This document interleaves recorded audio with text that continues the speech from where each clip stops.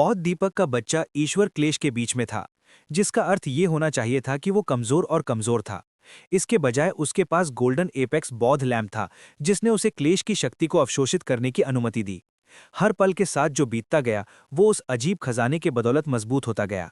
इस बीच भगवान बिजली उसके चारों ओर दुर्घटनाग्रस्त हो गई और विनाशकारी महत्वपूर्ण ऊर्जा घूम गई। किनारे पर छोटू बस देख रहा था, एक या दो चीजें सीखने की उम्मीद कर रहा था। वो परिणामों के बारे में बिल्कुल भी चिंतित नहीं थे। भले ही बौद्ध द्वीप के इस बच्चे ने क्लेश पार कर लिया, छोटू जानता था कि वो अभी भी उसे मार सकता है। इसके विपरीत वहां कई अन्य विशेषज्ञ मौजूद थे, जो किसी भी तरह से उसे क्लेश से गुजरने नहीं दे रहे थे। कई हमले किए जा रहे थे। कुछ ने केवल बौद्ध द्वीप के बच्चे को निशाना बनाया, लेकिन अन्य जिनमें छोटू भी शामिल था।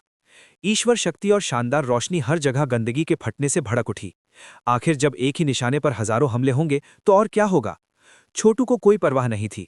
वो बस इधर उधर भागता रहा, हमलों से बचता रहा और यहां तक कि उनमें से कुछ की शक्ति को अवशोषित भी करता रहा। वो इतनी तेजी से आगे बढ़ा कि कुछ लोगों ने ये तक मान लिया कि उनके हमलों ने उसे नष्ट कर दिया है। एक निश्चित बिंदु पर वो एक अधिक दूर के स्थान पर चला गया, जहां उसने खुद को अदृश्य बनाने के लिए एक ईश्वरीय श्रेणी की ऊर्जा कला का उपयोग किया, ताकि वो लड़ाई देख सके। ईश्वर शक्ति की जंगली धाराएं आगे पीछे चली गईं, क्योंकि हर कोई बौद्ध दीपक के बच्चे को मारने के लिए पूरी तरह से बाहर निकल गया। हर कोई स्पष्ट रूप से उसके ईश्वरीय स्वर्गारोहण तक पहुंचने के विचार से क्रोधित था। कोई भी उसे जीने देने के लिए तैयार नहीं था, और हजारों लोगों के संयोजन ने पूरी तरह से अराजक दृश्य को जन्म दिया। एक निश्चित बिंदु पर बौद्ध दीपक के बच्चे को इतनी जोर से मारा गया कि वो पीछे की ओर लड़खड़ा गया और एक कौर से खून बहने लगा। तुम चींटियों, तुमने मुझ पर हमला करने की हिम्मत कैसे की? मैं एक देवता बनने जा रहा हूं और आप सभी का वध करने जा रहा हूं। उनके स्वर्ण शीर्ष बौद्ध दीपक ने स्वर्ग से पहले बौद्ध प्रकाश भेजना जारी रखा, जो अंततः एक उग्र अजगर के आकार में परिवर्तित हो गया। गरजते हुए अजगर आगे बढ़ गया, आसपास के एक दर्जन विशेषज्ञों को जला दिया और उन्हें राख में बदल दिया। तब बौद्ध दीपक के बच्चे ने छलांग लगाई और अग्नि अजगर पर सवार हो गया। कोई भी उसे छू नहीं सकता था। ईश्वरत्व उसके भीतर जम रहा था और उसके द्वारा मारा गया प्रत्येक व्यक्ति इस प्रक्रिया में सहायता कर रहा था। वो निश्चित रूप से ईश्वरीय स्वर्गारोहण तक पहुंचने वाला था।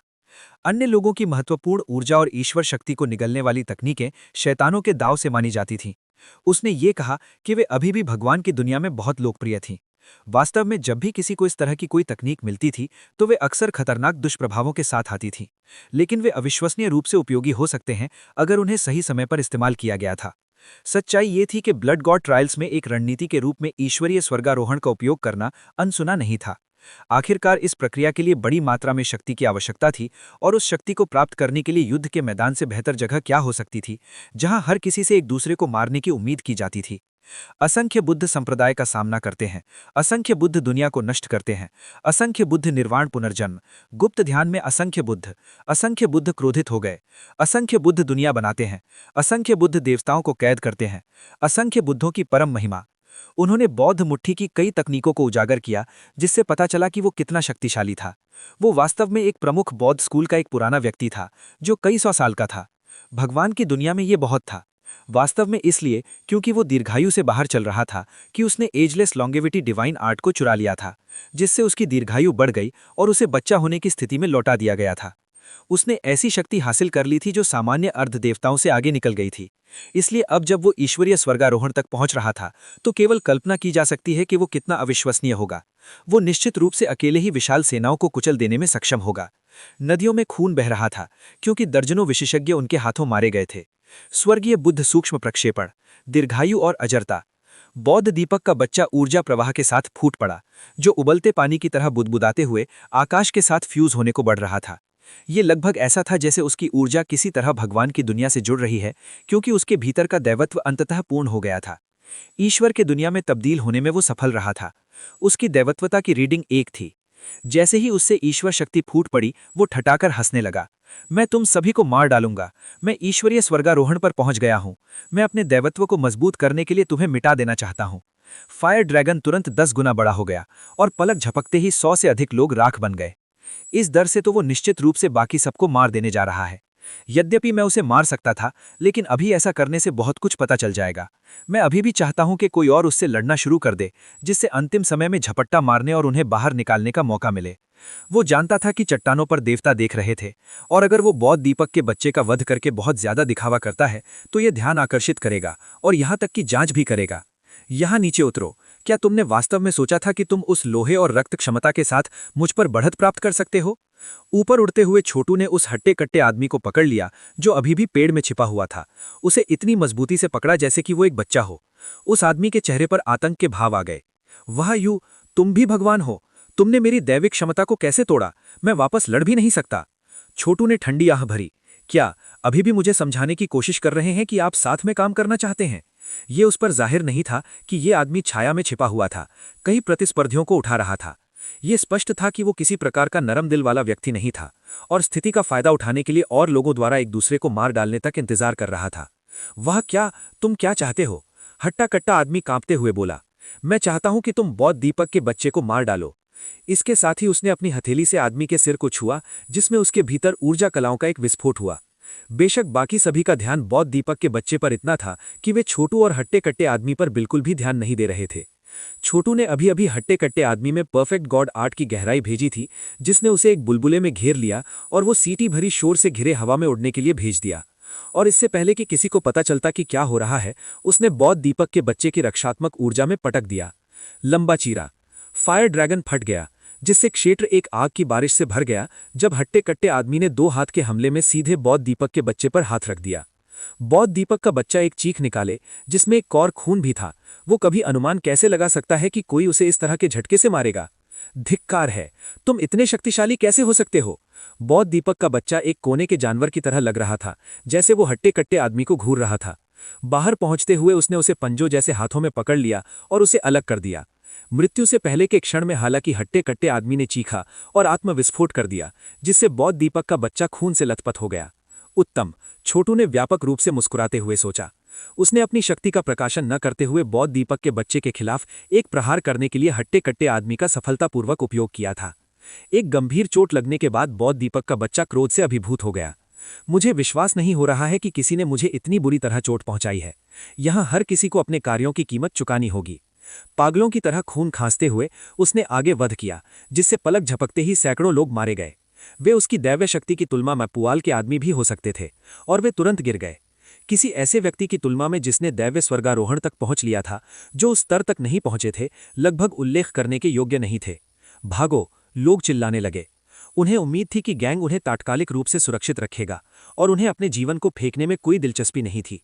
यह अब एक बहुत ही एक तरफा लड़ाई थी, जिसमें बौद्ध दीपक का बच्चा लोगों को बाएं और दाएं नीचे कर रहा था। लगभग 1 घंटा बीत गया, जिसमें उसने आसपास जितने भी लोग मिले उन सभी का वध कर दिया। आखिरकार परीक्षण में केवल कुछ 100 लोग ही बचे थे। वे कितने लचीले थे, इसके बावजूद उनकी अदृश्यता की कला को भी बौद्ध दीपक के बच्चे द्वारा देखा जा सकता था। ये वो समय था जिसका छोटू इंतजार कर रहा था। बाहर पहुंचते हुए उसने पास छिपे एक विशेषज्ञ को पकड़ लिया, एक युवक जो तलवार के दाव में विशेषज्ञ था, जिससे खून की गंध आ रही थी, जिससे यह बताना असंभव हो गया कि उसने कितने लोगों को मार डाला था। इससे पहले कि युवक को पता चलता कि क्या हो रहा है, छोटू ने उसमें कुछ सर्वोत्तम ऊर्जा भेजी थी, फिर गायब हो गया। तलवार चलाने वाले युवक ने छोटू को नोटिस नहीं किया, लेकिन उसने देखा कि कुछ अजीब हुआ था। अपने आश्चर्य के लिए उसने महसूस किया कि उसके माध्यम से शक्ति बह रही है, जो तब खुले में फूट पड़ी और बौद्ध दीपक के बच्चे का ध्यान आकर्षित किया। बुद्ध के हृदय में विषैली रणनीतियां। युवक ने अपनी तलवार से प्रहार किया, केवल तब अचानक महसूस करने के लिए कि उसकी दैव्य शक्ति उसके अपने नियंत्रण में नहीं थी, जबकि तलवार की ऊर्जा की एक घातक धारा बौद्ध दीपक के बच्चे की ओर निकल रही थी। बौद्ध दीपक का बच्चा इतनी बुरी तरह घायल था कि वो बोल भी नहीं पा रहा था। हालांकि तलवार वाले युवक ने अभी अभी इतनी दैव्य शक्ति का प्रदर्शन किया था कि वो लगभग अपने घुटनों के बल गिरने वाला था। तुमने मुझे चोट पहुंचाने की हिम्मत कैसे की लड़के? बौद्ध दीपक का बच्चा आगे बढ़ा, एक पालमर प्रहार जिसने युवक को जमीन पर गोर के धब्बे में कुचल दिया। फिर वो अन्य लोगों पर और अधिक हमले करने के लिए चला गया। इस बीच छोटू गुप्त रूप से अपनी ऊर्जा कला को जमीन के माध्यम से विभिन्न लोगों को भेज रहा था, जो या तो पीछा कर रहे थे या बौद्ध दीपक के बच्चे से छिप रहे थे। परिणाम स्वरूप बौद्ध दीप के बच्चे को अधिक से अधिक गंभीर चोटें आ रही थीं। 1 और घंटा बीत गया और केवल कुछ दर्जन लोग ही जीवित बचे थे। वे सभी घाटी के एक दूर कोने में इकट्ठे हुए थे, जो बौद्ध दीपक के बच्चे से छिपे हुए थे। नजरों का आदान प्रदान करते हुए वे अंत में चिल्लाए, चलो टूटने के लिए चलते हैं। दर्जनों जीवित विशेषज्ञ बौद्ध दीप के बच्चे के खिलाफ लड़ाई में सब कुछ दांव पर लगाने वाले थे। छोटू छिप सकता था, लेकिन बाकी लोग नहीं छिप सके। उन्होंने अपनी ऊर्जा कला का उपयोग सभी बचे लोगों को एक ही स्थान पर इकट्ठा होने के लिए हेर फेर करने के लिए किया था। अब वे पिंजरे में बंद जानवरों की तरह थे और वे निश्चित रूप से अपने जीवन के लिए लड़ते समय कुछ भी वापस नहीं रखेंगे। गड़गड़ाना। बुद्ध राजा अनबाउंड, बौद्ध दीपक के बच्चे ने चिल्लाया। स्वर्ग और पृथ्वी गुमनामी में डूब जाते हैं। एक विशाल दिव्य क्षमता को उजागर किया गया जो शेष विशेषज्ञों में पटक दिया गया। एक क्षण बाद एक विशाल मशरूम बादल आकाश में उठ गया। अन्य विशाल दिव्य क्षमताएं भी प्रदर्शित थीं, जिससे हर जगह महत्वपूर्ण ऊर्जा के तूफान आ रहे थे। लोहे के पेड़ों को उखाड़ फेंकने और गंदगी और खून दोनों को आकाश में ऊंचा उड़ने के लिए भेज दिया गया था। जैसे ही ये वापस नीचे गिरा, एक खून के रंग की धुंध ने धूल के साथ मिश्रित क्षेत्र को भर दिया। सभी देवता पूरी तरह से शॉकवेव पर ध्यान केंद्रित कर रहे थे। बौद्ध दीपक के बच्चे से मारा गया हर कोई या तो टुकड़े टुकड़े कर दिया गया था या खून की धारियों में चपटा हो गया था। इस बीच बौद्ध दीपक का बच्चा भी इतनी बुरी तरह घायल हो गया कि वह जमीन पर गिर गया। उसकी त्वचा फट गई और खून बह रहा था। उसके चेहरे पर एक अविश्वास की भावना, वह बुदबुदाया। वे अचानक इतने मजबूत कैसे हो गए? मुझे विश्वास नहीं हो रहा है कि उन्होंने मुझे चोट पहुंचाई है। इसका कोई मतलब नहीं है। हालांकि मुझे लगता है कि मैंने अंत में उन सभी को मार डाला। मैंने अपने देवत्व का गठन किया केवल बुरी तरह से घायल होने के लिए, जो मेरी साधना के आधार के लिए कुछ समस्याएं पैदा करने जा रहा है। लेकिन जब तक मैं परमेश्वर के घर में प्रवेश करता हूं, ये सब इसके लायक होगा। मैं अजेय हो जाऊंगा। शायद मैं अभी कमजोर हूं, इतना कि एक साधारण व्यक्ति जो किसी भी मार्शल आर्ट को नहीं जानता है, वह मुझे यहीं और अभी मार सकता है। लेकिन इससे कोई फर्क नहीं पड़ता। बाकी सब मर चुके हैं। वह अचानक जोर से हंसने लगा। हालांकि एक पल बाद उसकी आंखें चौड़ी हो गईं। रुको, नहीं। एक बार जब आप ब्लड ग्रो ट्रायल में बाकी सभी को मार देते हैं, तो आपको आराम करने और देवताओं से मिलने के लिए स्वचालित रूप से टेलीपोर्ट किया जाना चाहिए। मैं अभी भी यहाँ क्यों हूँ? क्योंकि मैं भी ऐसा ही हूँ, छोटू ने खुले में बाहर निकलते हुए कहा। क्या मैंने आपको ये उल्लेख करते हुए सुना कि एक साधारण व्यक्ति जो किसी भी मार्शल आर्ट को नहीं जानता है, वह आपको मार डालने में सक्षम होगा? मेरी ऊर्जा कला सबसे अच्छी औसत है, लेकिन मुझे लगता है कि वे आपको बाहर निकालने के लिए पर्याप्त होंगी। तुम बौद्ध दीप का बच्चा हकलाया। ये कैसे हो सकता है? मेरी जादुई आंख आपको कैसे नहीं देख पाई? मैंने निश्चित रूप से सभी को मार डाला। मेरे पास बस एक अच्छी अदृश्यता तकनीक है, बस इतना ही, छोटू ने उत्तर दिया। ठीक है, तुमने आज के लिए काफी लोगों को मार डाला है। तुम्हें नर्क में भेजने का समय आ गया है। दूर रहो। बौद्ध दीपक का बच्चा सिर हवा में उड़ गया और उसने जो देवत्व का गठन किया था वह बिखर गया। ठीक इसी तरह छोटू ने लापरवाही से एक नए आरोही देवता को मार डाला। यह एक दुखद बात थी, यहाँ तक कि भगवान के घर के कई देवताओं के लिए भी। सनसनाहट। जैसे ही छोटू ने बौद्ध दीपक के बच्चे को मार डाला, महत्वपूर्ण ऊर्जा की धाराएं उस पर एकत्रित हुईं और उसका पहचान पदक उज्ज्वल प्रकाश से टिमटिमा रहा था। जाहिर है पदक अन्य सभी मृत प्रतियोगियों की महत्वपूर्ण ऊर्जा को आकर्षित कर रहा था और इसे एक ऐसी शक्ति में बदल रहा था जिसने उसे ऊपर के देवताओं से मिलने के लिए खींच लिया। तुमने ये किया लड़के, देवताओं में से एक ने कहा। बौद्ध दीपक का बच्चा दिव्य स्वर्गारोहण तक पहुंच गया, लेकिन तुमने उसे मार डाला और ऐसा नहीं लगता कि तुमने स्थिति का अनुचित फायदा उठाया। तुम्हारी अदृश्यता ताबीज तुम्हें छिपाए रखने में कैसे सक्षम रही? वहां कुछ दर्जन छोटे देवता थे, सभी की नजर छोटू पर थी। वे आश्चर्यचकित थे और स्पष्ट रूप से सोच रहे थे कि छोटू ने बौद्ध दीपक के बच्चे को मारने की कोशिश कैसे की। ये स्पष्ट प्रतीत हो रहा था कि उसने भरी हुई बंदूक का इस्तेमाल करके उस क्षण का फायदा उठाया था जब बौद्ध दीपक का बच्चा बुरी तरह घायल हो गया था। हालांकि ये मुकदमे के समाप्त होने का एक अजीब तरीका था, लेकिन वे क्या कह सकते थे?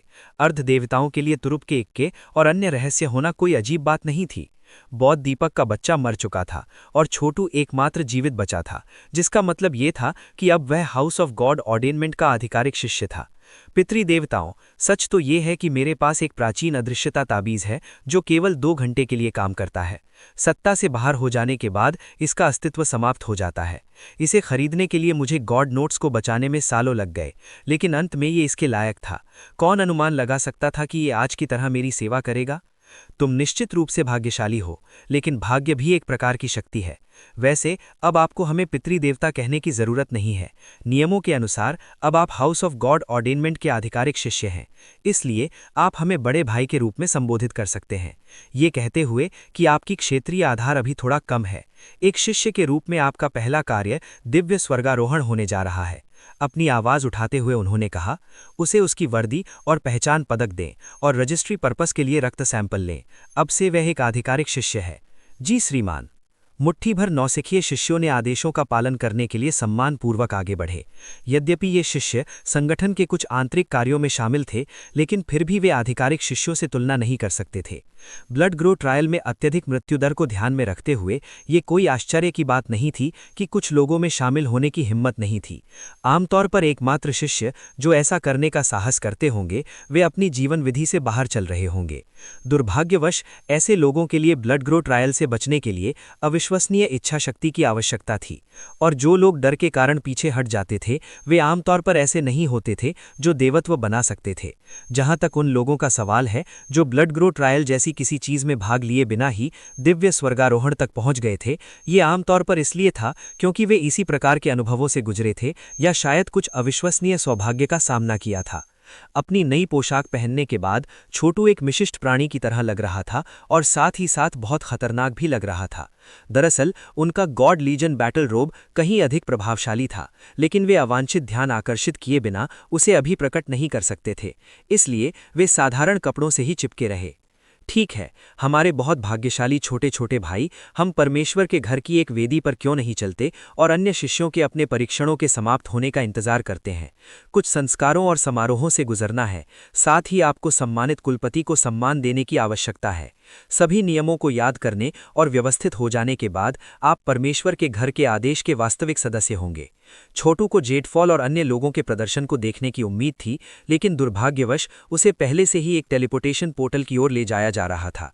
पोर्टल जीवन के लिए घूमा और उसे एक दूरस्थ स्थान पर भेज दिया गया। पत्थर से उकेरा गया किसी प्रकार का हॉल। मुख्य मंजिल पर बैठे लोग थे, साथ ही सम्मान के पदों पर देवताओं का एक समूह था। उनमें से एक ने कहा, आप सभी कुलीन कृषक हैं जो अब परमेश्वर के घर के आधिकारिक शिष्य हैं। ये प्राइमल केओस महाद्वीप में हमारा मुख्यालय है। जब सभी यहाँ इकट्ठे हो जाएंगे तो हम अपने संगठन के इतिहास और नियमों की व्याख्या करेंगे, समझे? कृपया शांति से प्रतीक्षा करें और किसी भी उद्दंड से बचें। हम जानते हैं कि आप आधिकारिक शिष्य बनने के लिए उत्सुक हैं, लेकिन यह एक सरल परीक्षण आने वाले कई और परीक्षणों की शुरुआत है। ये सुनकर छोटू चुपचाप पालथी मारकर बैठ गया। चारों ओर देखते हुए उसने देखा कि कई सौ लोग इकट्ठे हुए थे। वे सभी उच्च उत्साह में थे। कुछ स्पष्ट रूप से अभी अभी दिव्य स्वर्गारोहण तक पहुंचे थे और उनके पास एक अस्थिर देवत्व था, ठीक उसी तरह जिस तरह बौद्ध दीपक के बच्चे के पास था। मुझे आश्चर्य है कि क्या मेरे पिता और अन्य लोगों ने अभी तक अपने परीक्षण पास कर लिए हैं।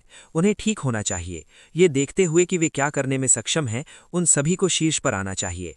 जैसे ही छोटू ने इस मामले के बारे में और सोचा, उसने एक टेलीपोर्टेशन पोर्टल को जीवन के लिए सुना और कुछ और लोग हॉल में प्रवेश किए और पालथी मारकर बैठ गए। अचानक एक देवता की आभा हॉल पर भारी पड़ गई। छोटू ने देखा और पाया कि ये क्लाउड सोरिंग मैंशन का युवा मास्टर था जिसने कंज्यूमेट गॉड ट्री खरीदा था। वे स्पष्ट रूप से अब एक देवता है। मुझे आश्चर्य है कि क्या ये आदमी मेरे किसी लोगों से लड़ता है। अगर उसने ऐसा किया तो क्या इसका मतलब ये है कि उनमें से एक मर गया? ये विचार छोटू के लिए चौंकाने वाला था। शायद नहीं, उनके लिए उनमें से किसी को भी हराना आसान नहीं होता। वे निश्चित रूप से अपने घावों को चाटते हुए बाहर निकले होंगे। तुम पहले ही पास हो गए छोटू, किसी ने कहा। उसने देखा और देखा कि जेटफॉल स्नॉर को अपनी बाहों में पकड़े हुए है। जो कोई भी इस चीज को देखता उसे लगता कि ये साधारण पालतू जानवर के अलावा कुछ नहीं है। आज तक छोटू ने स्नॉर के क्षेत्रीय आधार में कोई वृद्धि नहीं देखी थी। वास्तव में उन्होंने सोचा कि क्या इसमें क्षेत्रीय आधार भी है। भले ही ये स्पष्ट रूप से किसी भी प्रतिद्वंदी से निपटने में सक्षम था। इसे नीचे रखो, छोटू ने कहा। आओ यहाँ बैठो। ठीक है, उसने जवाब दिया, नीचे बैठते हुए अपनी आवाज कम की। ब्लड ग्रो ट्रायल दिलचस्प थे। कुछ कठिन चरित्र थे, लेकिन उन सभी में लड़ने का अनुभव की कमी थी। उनमें से किसी ने भी अशुद्ध भूमि की क्रूरता का अनुभव नहीं किया है। मुझे पता है, 10,000 विरोधियों से लड़ना उस समय की तुलना में कुछ भी नहीं है जब अशुद्ध भूमि में नाटकीय चीजें होती हैं। ये कहते हुए भी कि हम अपने गार्ड को कम करने का जोखिम नहीं उठा सकते। यहाँ तक कि ये शब्द उसके मुंह से निकलते ही एक टेलीपोर्टेशन पोर्टल घूम रहा था और लोगों का एक समूह उभरा जिसमें शेफर्ड, डूम, ब्रह्मा और पेट्रियाक एनालिस्ट शामिल थे। पिता अभी तक बाहर क्यों नहीं है? छोटू ने सोचा। चरवाहे और कयामत के अलावा उन्होंने अजय समाज के सबसे बड़े भाई और बड़े दूसरे भाई को भी देखा। उन सभी ने 10,000 विरोधियों का कत्लेआम कर दिया था और शीर्ष पर आ गए थे। सच कहा जाए तो ये वास्तव में कुछ भी शानदार नहीं था। आखिरकार क्या ये लोग उस तरह के नहीं थे जिन्होंने नश्वर दुनिया में 10,000 गुना 10,000 विशेषज्ञों के माध्यम से अपना रास्ता बना लिया था? लेकिन जैसे जैसे लोग हॉल में टेलीपोर्ट करते रहे और छोटू के कटा यांगजान उनमें से नहीं थे, उन्हें चिंता होने लगी। यांगजान शायद पूरे समूह में सबसे कमजोर था, हालांकि छोटू ने उसे युद्ध का अपार अनुभव प्रदान किया था, जिसमें गॉड लीजन सील की जानकारी भी शामिल थी। अगर किसी ने उसे मार डाला तो मैं बदला लेने के लिए उनका वध कर दूंगा, छोटू ने गुस्से में सोचा। शुक्र है मैंने गॉड लीजन सील के साथ पिता में कुछ ऊर्जा को सील कर दिया। बाद में जब मेरी साधना का आधार काफी ऊंचा हो जाएगा और मैं ईश्वरीय दुनिया के स्वर्गीय कामकाज को आकर्षित कर सकता हूं, तो अगर वो मर जाता है तो मैं उसे पुनर्जीवित करने में सक्षम हो जाऊंगा। छोटू हमेशा सबसे खराब स्थिति के लिए योजना बना रहा था। हालांकि यहां तक कि जब उन्होंने बदला लेने के लिए विशिष्ट योजनाएं तैयार की, तो पास का एक टेलीपोर्टेशन पोर्टल सक्रिय हो गया और यांगजान बाहर निकल आया। उसने एक नई वर्दी पहनी थी, लेकिन उसका चेहरा पीला पड़ गया था, जिससे यह स्पष्ट हो गया था कि उसने एक बहुत ही थका देने वाली लड़ाई लड़ी थी। अंत में हालांकि वो 10,000 अन्य विरोधियों के शीर्ष पर आ गया था। छोटू ने राहत की सांस ली। पिताजी आओ, उसने कहा, मुझे तुम्हें चंगा करने दो। वास्तव में वहां क्या हुआ था? कुछ अप्रत्याशित, यांगजान ने व्यंग्यात्मक मुस्कुराहट के साथ उत्तर दिया। कोई देवीय स्वर्गारोहण पर पहुंच गया और सभी का वध करना शुरू कर दिया, लेकिन अंत में मैंने उसे मार डाला। चिंता मत करो, मुझे मारना बिल्कुल आसान नहीं है।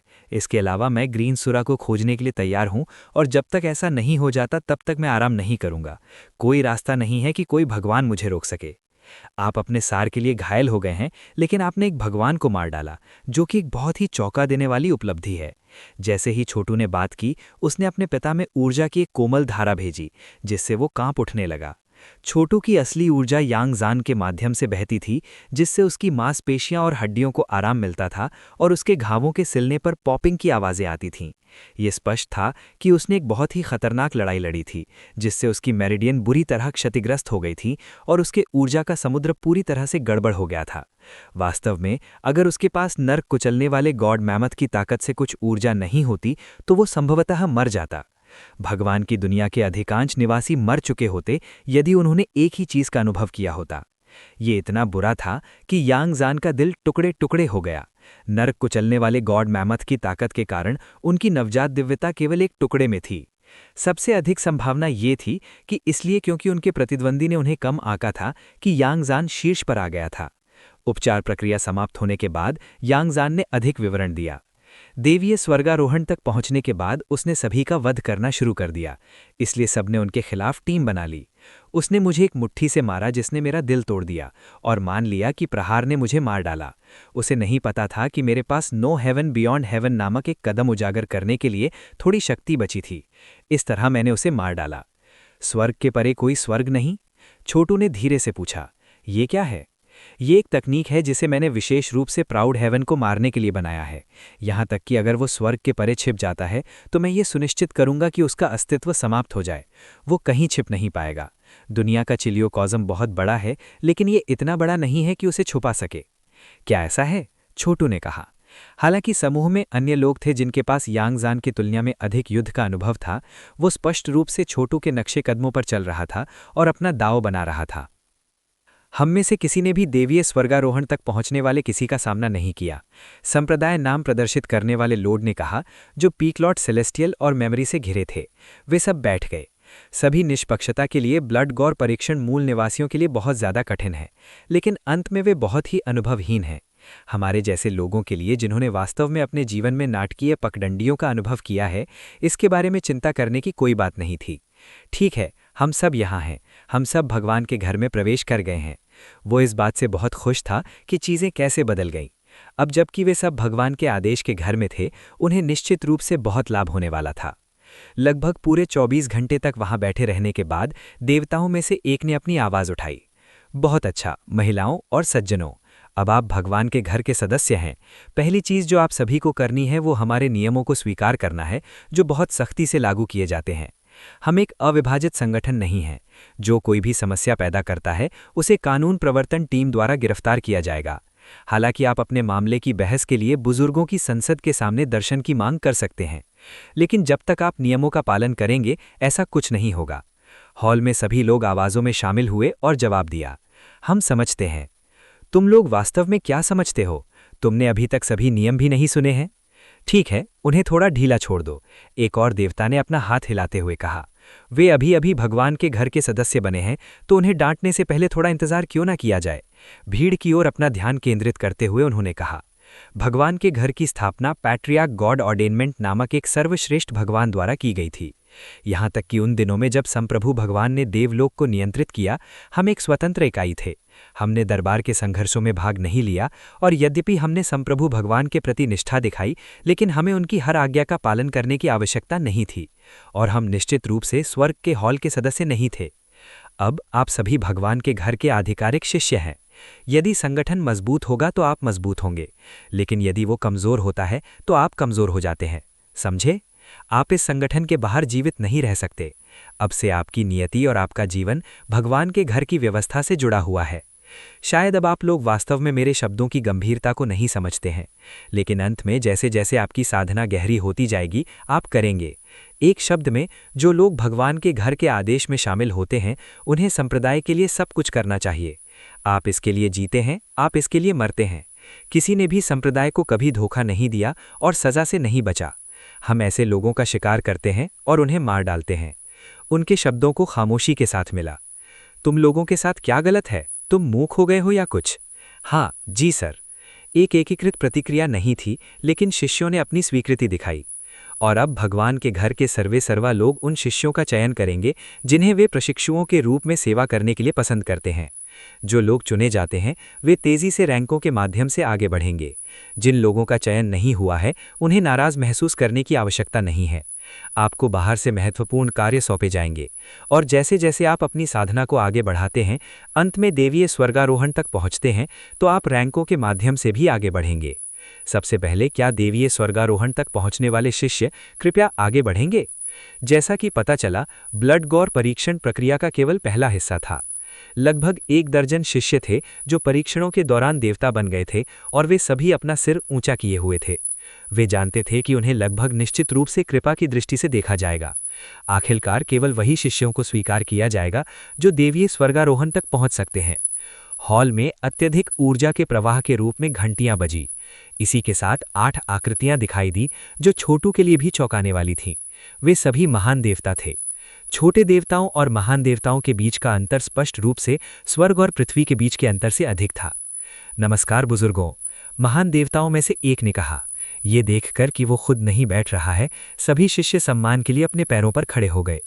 तो ये वे शिष्य हैं जिन्होंने प्राइमल केओस महाद्वीप में यहाँ परीक्षण पास किए हैं।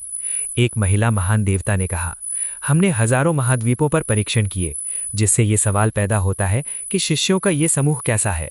ग्रैंड एल्डर, छोटे देवताओं में से एक ने कहा, कुछ शिष्यों ने अपने परीक्षण के दौरान देवीय स्वर्गारोहण पर पहुंच गए थे। क्या वे आपकी आंखों को भाए? पीछे देखते हुए उन्होंने कहा, तुम शिष्यों सुनो, ये एक महान देवता और गॉड हाउस के बड़े बुजुर्ग हैं, देवी idol cloud. Idol cloud pavilion के पर्यवेक्षक के रूप में वे बहुत महत्वपूर्ण हैं। ये काफी है, देवी आइडल क्लाउड ने कहा। हम यहाँ प्रशिक्षुओं का चयन करने आए हैं, ना कि इसके विपरीत। और ये देखते हुए कि देवीय स्वर्गारोहण तक पहुंचने वाले सभी शिष्य पुरुष हैं, मैं किसी को भी चुनता नहीं रहूंगा। मैं ये देखना पसंद करूंगी कि भीड़ में कोई दुर्जय महिला है या नहीं। उसने अपना हाथ हिलाया, प्रकाश की एक धारा भेजी जिसने हॉल को भर दिया, और सभी को ऐसा महसूस हुआ कि ये महिला देवी उनकी आत्माओं को देख रही है। एक हाथ के इशारे से देवी आइडल क्लाउड ने कमरे में ईश्वर शक्ति को भर दिया, और सभी महिला शिष्यों ने तुरंत महसूस किया कि वो उनका निरीक्षण कर रही है। एक क्षण बाद ये जेड फॉल के चौंकने के लिए था कि उसने महसूस किया कि वो हवा में उड़ रही है। उत्कृष्ट योग्यता, मैं इस लड़की को ले लूंगी, बाकी आपके हो सकते हैं। एक इशारे से देवी आइडल क्लाउड ने जेड फॉल को अपनी तरफ खींच लिया, और इसके साथ मैं अपनी विदाई लूंगी। अन्य महान देवताओं में से एक हंसते हुए बोला, ओह, आप इस बार केवल एक ही प्रशिक्षु ले रही हैं, देवी आइडल क्लाउड? ये सही है, मात्रा की बजाय गुणवत्ता। जेड फॉल को देखते हुए उन्होंने कहा, आओ चलो, मेरी मदद से तुम जल्द ही देवीय स्वर्गारोहण तक पहुंच जाओगे। इसके बाद तुम वास्तव में महिमा की नई ऊंचाइयों तक पहुंच सकोगे। जेड फॉल ने छोटू को ऐसा देखा जैसे वो कुछ कहना चाहता है, और उसने बदले में सिर हिलाया। जाहिर है जेड फॉल एक महान देवता के संरक्षण में रैंकों के माध्यम से तेजी से बढ़ेगा, और छोटू ये जानकर राहत की सांस ले सकता है कि उसे किसी के द्वारा गलत तरीके से नहीं धमकाया जाएगा। जेड फॉल को पकड़ते हुए देवी आइडल क्लाउड ने ईश्वर शक्ति की एक धारा भेजी जिसने उन दोनों को लपेट लिया, जिसके बाद वे कुछ स्थानिक कूदने की तकनीक के माध्यम से गायब हो गए। ये कुछ ऐसा था जो महान देवता भगवान की दुनिया में कर सकते थे, लेकिन कम देवता नहीं। कम देवता हमले शुरू करने के लिए अंतरिक्ष के माध्यम से छेद कर सकते थे, लेकिन केवल भगवान की दुनिया में अंतरिक्ष समय की कुछ गहराई को समझते थे। केवल सामान्य देवता या उच्चतर ही अंतरिक्ष समय के परिवर्तनों को समझ सकते हैं। इसके साथ ग्रेटर गॉड्स ने विभिन्न प्रशिक्षुओं का चयन किया। छोटों के समूह में से ब्रह्मा एक प्रशिक्षु बन गए, जैसा कि सबसे बड़ा भाई तलवार 17, पेट्रियार्क एनालिस्ट, डूम और चरवाहा था। महान देवता स्पष्ट रूप से बहुत बोधगम्य थे और महसूस कर सकते थे कि उनके पास विशेष रूप से अद्भुत योग्यता थी। छोटू अपने स्वयं के उप ढांचे को कसकर लपेट कर रख रहा था, क्योंकि उसे मास्टर लेने में कोई दिलचस्पी नहीं थी। उसके पास बहुत सारे रहस्य थे, जिसमें यह तथ्य भी शामिल था कि वो गॉड लीजन सील का वाहक था। अगर इसकी खबर लीक हो जाती है तो इससे उथल पुथल मच जाएगी। अंत में उनके सभी अनुयायियों ने उच्च पदों को प्राप्त किया, जिससे वे बहुत खुश थे। न केवल वे बहुत शक्तिशाली बन जाएंगे, बल्कि उन्हें भरोसा था कि वे उनके रहस्यों को उजागर नहीं करेंगे। जहां तक लाइटनिंग ड्रैगन राइजर का सवाल है, वो उनके किसी भी सच्चे रहस्य से अवगत नहीं था। इसके अलावा सर्वशक्तिमान प्राणियों में से किसी ने भी उसे प्रशिक्षु के रूप में नहीं लिया। प्रशिक्षुओं का चयन समाप्त होने के बाद पीछे बचे लोग औसत प्रतिभा वाले शिष्य थे, जिन्हें संप्रदाय के बाहर विभिन्न मिशन और कार्य दिए जाएंगे।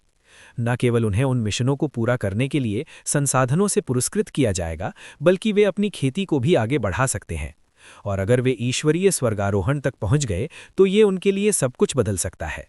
बेशक छोटू उस समूह में था।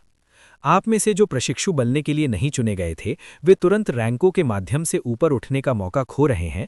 वे अभी भी बहुत शक्तिशाली लोग होने जा रहे हैं। आपको भगवान के घर के आदेश के लिए पूरा करने के लिए कार्य दिए जाएंगे और सफलता के लिए अच्छी तरह से पुरस्कृत किया जाएगा। इसके अलावा आप अपनी खेती के आधारों को आगे बढ़ा सकते हैं। अब आप सभी को ग्रेट क्लासिक ऑफ गॉड ऑर्डेनमेंट की एक प्रति दी जाएगी, जिसमें संप्रदाय का इतिहास साथ ही साथ इसके नियम भी शामिल हैं।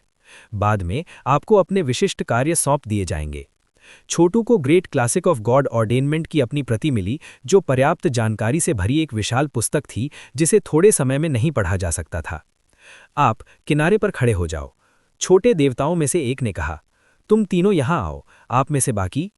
छोटू ने दिए गए निर्देशों का पालन किया और खुद को एक छोटी सी टीम में पाया, जो कम देवताओं में से एक के सामने खड़ी थी। आपका मिशन हाउस ऑफ गॉड ऑर्डेनमेंट द्वारा नियंत्रित एक पहाड़ी खनन जिले में जाना है, द गार्डियन माइंस। समझ गए? Guardian mines? क्या हमें वहां पहरा देना चाहिए एल्डर? बकबक काटो, बड़े ने कहा। जब आप वहां पहुंचेंगे तो आप समझ जाएंगे। आप शिष्य अर्ध देवता हो सकते हैं, लेकिन आप अभी भी एक कुएं में मेंढक हैं। आपको भगवान की दुनिया की सच्ची गहराई के बारे में कोई जानकारी नहीं है। हाउस ऑफ गॉड ऑर्डेनमेंट में बहुत सारी खदानें हैं, जहां हम गॉड स्टोन की कटाई करते हैं। इसका मतलब है कि हमारे रोजगार में खनिक हैं। बेशक आपको खनिक बनने के लिए नहीं, बल्कि फोरमैन बनने के लिए भेजा जा रहा है। याद रखें, फोरमैन के रूप में काम करना आसान नहीं है। बहुत सारे खनिक शातिर चरित्र हैं, अपराधी हैं, यहाँ तक कि राक्षस भी हैं, जिन्हें हमने पकड़ लिया है और श्रम में मजबूर किया है। आप उन्हें मैनेज करने के प्रभारी होंगे। जब आप खदानों में पहुंचेंगे तो आप बाकी विवरण सीख लेंगे। हाँ सर, सभी ने जवाब दिया। छोटू सहित समूह में करीब दर्जन सदस्य थे। इसके साथ ही वे जल्दी से टेलीपोर्टेशन पोर्टलों में से एक पर गए और अंदर कदम रखा। जब वे उभरे तो वे तुरंत बता सकते थे कि वे जंगल में थे। प्राचीन ऊंचे पहाड़ उनके चारों ओर फैले हुए थे, जो प्राचीन जंगलों से ढके हुए थे और जंगली जानवरों से भरे हुए थे। वास्तव में जानवरों से रुक रुक कर दहाड़े उनके कानों तक पहुंच रही थीं। हर जगह खदानें दिखाई दे रही थीं, खनिक चींटियों की तरह उनमें से अंदर और बाहर बह रहे थे। टेलीपोर्टेशन पोर्टल के माध्यम से उन्हें ले जाने वाले देवता ने कहा, ये हाउस ऑफ गॉड ऑर्डेनमेंट द्वारा संचालित खनन जिलों में से केवल एक है, और ये जंगली पर्वत श्रृंखलाएं बिना किसी अंत के फैली हुई हैं। कुछ नौसिखिए शिष्य उनसे मिलने की प्रतीक्षा कर रहे थे, जिन्होंने तुरंत घुटने टेक दिए और कहा, नमस्कार एल्डर, बड़े भाइयों। उठो, बड़े ने कहा।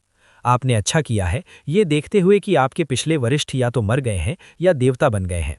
हमने आपकी सहायता के लिए बार बार अनुरोधों को सुना है और इन आधिकारिक शिष्यों को आपके नए वरिष्ठ बनने के लिए नियुक्त किया है। समझ गए? समझ गए, नौसिखिए शिष्यों ने सम्मानपूर्वक कहा। अच्छा, अब विशिष्ट कार्य करते हैं। 56 पहाड़ियों का खनन किया जा रहा है। यही कारण है कि हम 56 शिष्यों को लाए हैं। प्रत्येक शिष्य पहाड़ियों में से एक के लिए एक फोरमैन होगा। इसके साथ ही छोटू और अन्य शिष्य अपने कार्य को सुनने के लिए इंतजार कर रहे थे। यू तियान लिम, आपको माइन 1 सौंपा गया है। मेंगलोंग, आप मेरे 2 में हैं। एक एक करके देवता ने सभी शिष्यों के माध्यम से चले। छोटू मेरे 13 में, ओयांगशिन मेरे 56 में। जब सभी खदानों को सौंप दिया गया तो देवता ने कहा, सभी विभिन्न खदानों ने उत्पादन दरें निर्धारित की हैं जिन्हें सख्ती से बनाए रखना चाहिए। यदि आप में से कोई भी निर्धारित उत्पादन दर को पार कर सकता है तो उसे पुरस्कृत किया जाएगा, और जो कोई भी उच्च गुणवत्ता वाले देवताओं की खोज करेगा उसे भी पुरस्कृत किया जाएगा। हालांकि ये मत कहो कि मैंने तुम्हें बुरी खबर के बारे में चेतावनी नहीं दी। यदि किसी दिए गए खदान में बड़ी संख्या में खनिक मर जाते हैं, चाहे विद्रोह से या राक्षसी आक्रमण से, या अगर आप अपने निर्धारित कोटे को पूरा नहीं करते हैं, तो आपको कड़ी सजा दी जाएगी, संभवतः मार दिया जाना। समझ गए? हम समझ गए। हर वर्ष निरीक्षक आपकी खदानों की स्थितियों की जांच करने के लिए आएंगे। आपके पास किसी भी खनिक को मारने का अधिकार है जिसे आप उचित समझते हैं, यहां तक कि सामूहिक रूप से भी। लेकिन ये सब इस मान्यता के तहत है कि आप अपने कोटे को पूरा करना जारी रखते हैं। आप जितने अधिक गॉडस्टोन पैदा करेंगे, संप्रदाय आपको उतनी ही गंभीरता से लेगा। आप अधिक संसाधनों का अनुरोध करने में सक्षम होंगे, यहां तक कि महिला नौसिखिए शिष्यों को आपकी सेवा करने के लिए आने के लिए आवेदन करने में भी सक्षम होंगे। और अगर आप अपनी सेवा के कारण पर्याप्त योग्यता अंक अर्जित करते हैं तो आप उनका उपयोग मौत की सजा से बाहर निकलने के लिए भी कर सकते हैं। समझ गए? हम समझ गए। अंत में नियम सरल लग रहे थे। उन्हें हर वर्ष गॉडस्टोन कोटा पूरा करना था। यदि वे असफल रहे तो उन्हें दंडित किया जाता था, यदि वे सफल रहे तो उन्हें पुरस्कृत किया जाता था। अच्छा, बड़े टेलीपोर्टेशन पोर्टल पर वापस कदम रखा। यदि आपके पास संप्रदाय के बारे में कोई और प्रश्न है तो आप इसका उत्तर great classic of god ordainment में पा सकते हैं। जी सर। अलविदा एल्डर। बड़े के जाने के बाद 56 शिष्यों ने राहत की सांस ली। चलो अपनी अपनी खदानों में चलते हैं और उन्हें देखते हैं। जब हमारे पास समय होगा तो हम नोट्स की तुलना करने के लिए एक साथ वापस आ सकते हैं। और अगर कोई राक्षस आक्रमण करता है तो हमें निश्चित रूप से एक दूसरे की मदद करनी होगी। शब्द बोलने वाला व्यक्ति एक गोरे चेहरे वाला युवक था जो ऐसा लग रहा था जैसे वो किसी कुलीन वंश का युवा मास्टर हो। यद्यपि वो आदेश की आवाज के साथ बात करता था, लेकिन ऐसा नहीं था कि उपस्थित 56 शिष्य इस तरह के लोग थे जो किसी से भी आदेश स्वीकार करते। उनमें से अधिकांश ने उसे नजरअंदाज किया और बोलने से पहले ही उड़ गए। छोटू भी उनमें से एक था। उसे लग रहा था कि ये काम आसान होने वाला है, और ये विशेष रूप से इसलिए था क्योंकि वो उच्च गुणवत्ता वाले गॉडस्टोन बना सकता है। मुझे आश्चर्य है कि लाइटनिंग ड्रैगन राइजर को क्या काम मिला है। पिता और बाकी को ग्रीटर गॉड्स ने अपने कब्जे में ले लिया था, इसलिए उनके पास इस तरह के असाइनमेंट नहीं होंगे। उन्हें अपनी खेती पर काम करने और ईश्वरीय स्वर्गारोहण तक पहुंचने के लिए सर्वोत्तम संसाधन और भरपूर अवसर दिए जाएंगे। बेशक, हालांकि उन्हें ग्रेटर गॉड्स द्वारा ले लिया गया था, फिर भी छोटू उनका अंतिम रक्षक था। वो किसी भी साधारण देवता की कल्पना से कहीं अधिक शक्तिशाली था, और एक बार जब वो ईश्वरीय स्वर्गारोहण पर पहुंच गया तो वो निश्चित रूप से गॉड लीजन सील के और भी रहस्यों को समझ लेगा। केवल एक वास्तविक देवता ही वास्तव में उस मुद्रा का उपयोग कर सकता है। अभी छोटू एक हथौड़े वाले बच्चे की तरह है, लेकिन एक बार जब वो इस हथौड़े को चलाने के लिए पर्याप्त मजबूत हो जाएगा तो वो इसे बहुत ही विनाशकारी तरीके से इस्तेमाल कर सकता है। बहुत पहले ही वो अपने असाइंड खदान में था। ये एक विशाल पहाड़ था जो हर तरह की गुफाओं और सुरंगों से भरा हुआ था। लगभग एक एंटहिल की तरह उसके पास अपनी स्वयं की एक हवेली की कुटिया थी जो एक ऊंची चट्टान के शिखर पर स्थित थी, जहां से वो पूरी खदान की देखभाल कर सकता था और आदेश जारी कर सकता था। फोरमैन, सर, ये आम जनता के नाम है। यहाँ खदानों में काम करने वाले सभी शिष्यों के नाम हैं। बेशक वे सभी नौसिखिए शिष्य हैं। बाय द वे, आपकी पदोन्नति के लिए बधाई हो बड़े भाई। छोटू की हवेली कुटिया एक गुफा थी और इसके सामने लगभग 600 एकड़ का एक विशाल मंच था। कुटिया से मंच के विपरीत छोर पर एक विशाल चट्टान इतनी खड़ी थी कि इससे गिरने वाला कोई भी व्यक्ति नीचे टुकड़ों में टूट जाता था। साथ ही इसने खदान के पूरे बाहरी हिस्से सहित दृश्यों के अद्भुत दृश्य प्रदान किए। पहाड़ विशाल थे, जिससे यह निर्धारित करना असंभव हो गया कि कितने राक्षस छिपे हुए थे या वहां कौन से अन्य रहस्य छिपे हो सकते थे। छोटू ने अपने प्रभु की आंख खोली और तुरंत राक्षसी आभा के संकेत पकड़े। ये पहाड़ स्पष्ट रूप से खतरनाक थे। यहाँ राक्षस थे जो देवताओं के समान स्तर पर थे। दानव देवता।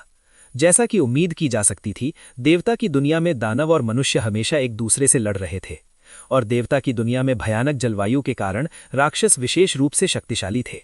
एक अच्छा उदाहरण वो मछली थी जिसने छोटू को लगभग घायल कर दिया था जब वो पहली बार देवता की दुनिया में आया था। मंच पर कई नौसिखिए शिष्य थे। वे सभी अर्ध देवता थे जो विपार शक्ति उजागर करने में सक्षम थे, विशेष रूप से अगर वे सेना में शामिल हो जाएं।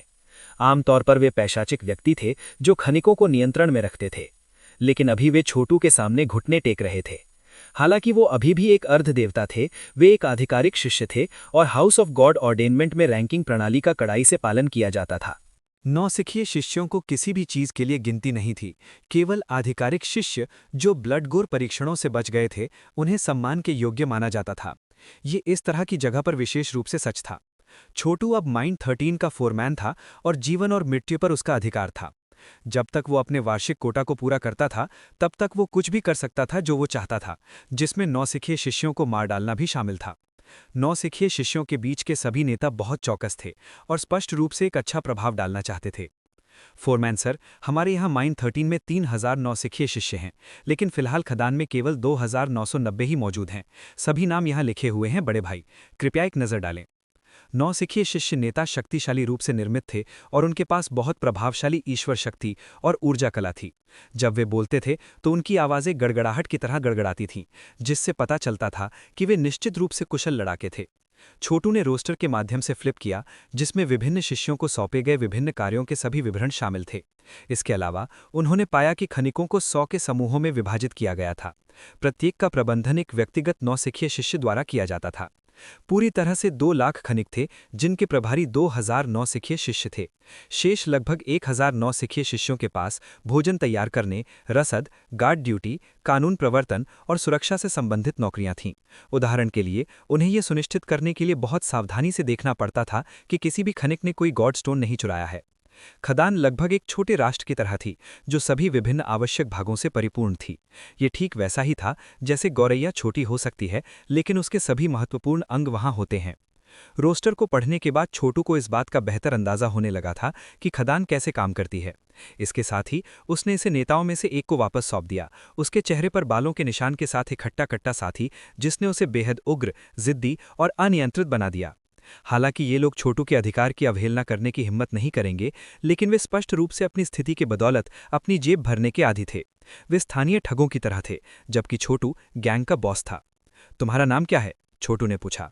मैं हुआंग वे लॉन्ग हूँ, शिष्य ने उत्तर दिया। उसका जन्म चिन्ह उससे निकले बालों के साथ कांप रहा था। वो सिर्फ डरावना नहीं लग रहा था।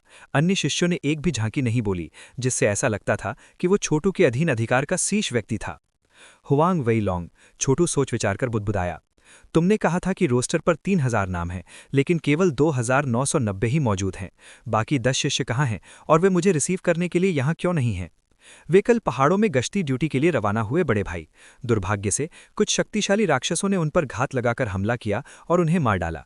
यहाँ तक कि उनकी हड्डियां भी पीछे नहीं बची थीं, इसलिए वे यहाँ नहीं हैं। सिर हिलाते हुए छोटू ने कहा, अच्छा, और बड़े भाई का क्या हुआ जो पहले इस खदान को चलाते थे? वो एक दंगे में मारा गया था बड़े भाई। आप देखिए, वो एक हिंसक व्यक्ति था जो नियमित रूप से खनिकों को पीटता था। यहाँ तक कि उन्होंने उनमें से बहुत सौ को शैतान कला में मदद करने के लिए भी निष्पादित किया, जो उन्होंने जल्द ही दिव्य स्वर्गारोहण तक पहुंचने की उम्मीद में विकसित की थी। आखिरकार खनिक धैर्य से बाहर भाग गए और विद्रोह में उठ खड़े हुए। हम नियंत्रण रखने में सक्षम नहीं थे और फोरमैन मारा गया। परिणाम स्वरूप संप्रदाय को नियंत्रण हासिल करने से पहले 10,000 खनिकों का वध करना पड़ा। हमने उस दौरान कुछ 100 नौसिखिए शिष्यों को भी खो दिया। तो ये एक विद्रोह था। ठीक है, मुझे बताओ, खदान के प्रबंधन में मुझे किस प्रकार की समस्याओं पर ध्यान देने की आवश्यकता है? जी सर। हुआंग वे लॉन्ग ने अपने साथ खड़े कुछ अन्य शक्तिशाली शिष्यों के साथ एक नज़र डाली। सबसे पहले आपको दंगों से बचना होगा। जैसा कि सभी जानते हैं, खनिक मुख्य रूप से संप्रदाय द्वारा यहाँ भेजे गए करियर अपराधी हैं, जिनमें से कुछ के पास बहुत शक्तिशाली ऊर्जा कला है। यहाँ तक कि हत्यारे और भागे हुए दास भी हैं। जब वे संगठित हो जाते हैं और दंगा करते हैं तो वे बहुत नुकसान कर सकते हैं। कभी कभी वे अन्य खदानों के साथ समन्वय करने में भी सक्षम हो जाते हैं, इसलिए हमें उन्हें सख्त नियंत्रण में रखना पड़ता है। बेशक अगर बदतर से बदतर स्थिति हो जाती है तो गॉड हाउस के देवता किसी भी दंगाई को मारने के लिए आएंगे, लेकिन हम इससे बचना पसंद करते हैं। ठीक है, आपकी दूसरी सलाह क्या है? छोटू ने पूछा। एक दूसरा और एक तीसरा भी है, हुआंग वे लॉन्ग ने कहा। दूसरा, आपको आक्रमणों के लिए तैयार रहना होगा। पहाड़ राक्षसों से भरे हैं और हर बार वे बड़े पैमाने पर हमले करते हैं, दोनों गॉड स्टोन चुराने और खनिकों को मारने और खाने के लिए। अगर वे हमारे रक्षाओं को तोड़ते हैं और बहुत से लोगों का वध करते हैं तो आप जिम्मेदार होंगे बड़े भाई, और संप्रदाय निश्चित रूप से आपको दंडित करेगा। लगभग 10 साल पहले राक्षसों के आक्रमण ने माइंड 56 की सुरक्षा को तोड़ दिया और खनिकों के एक पूरे समूह का वध कर दिया।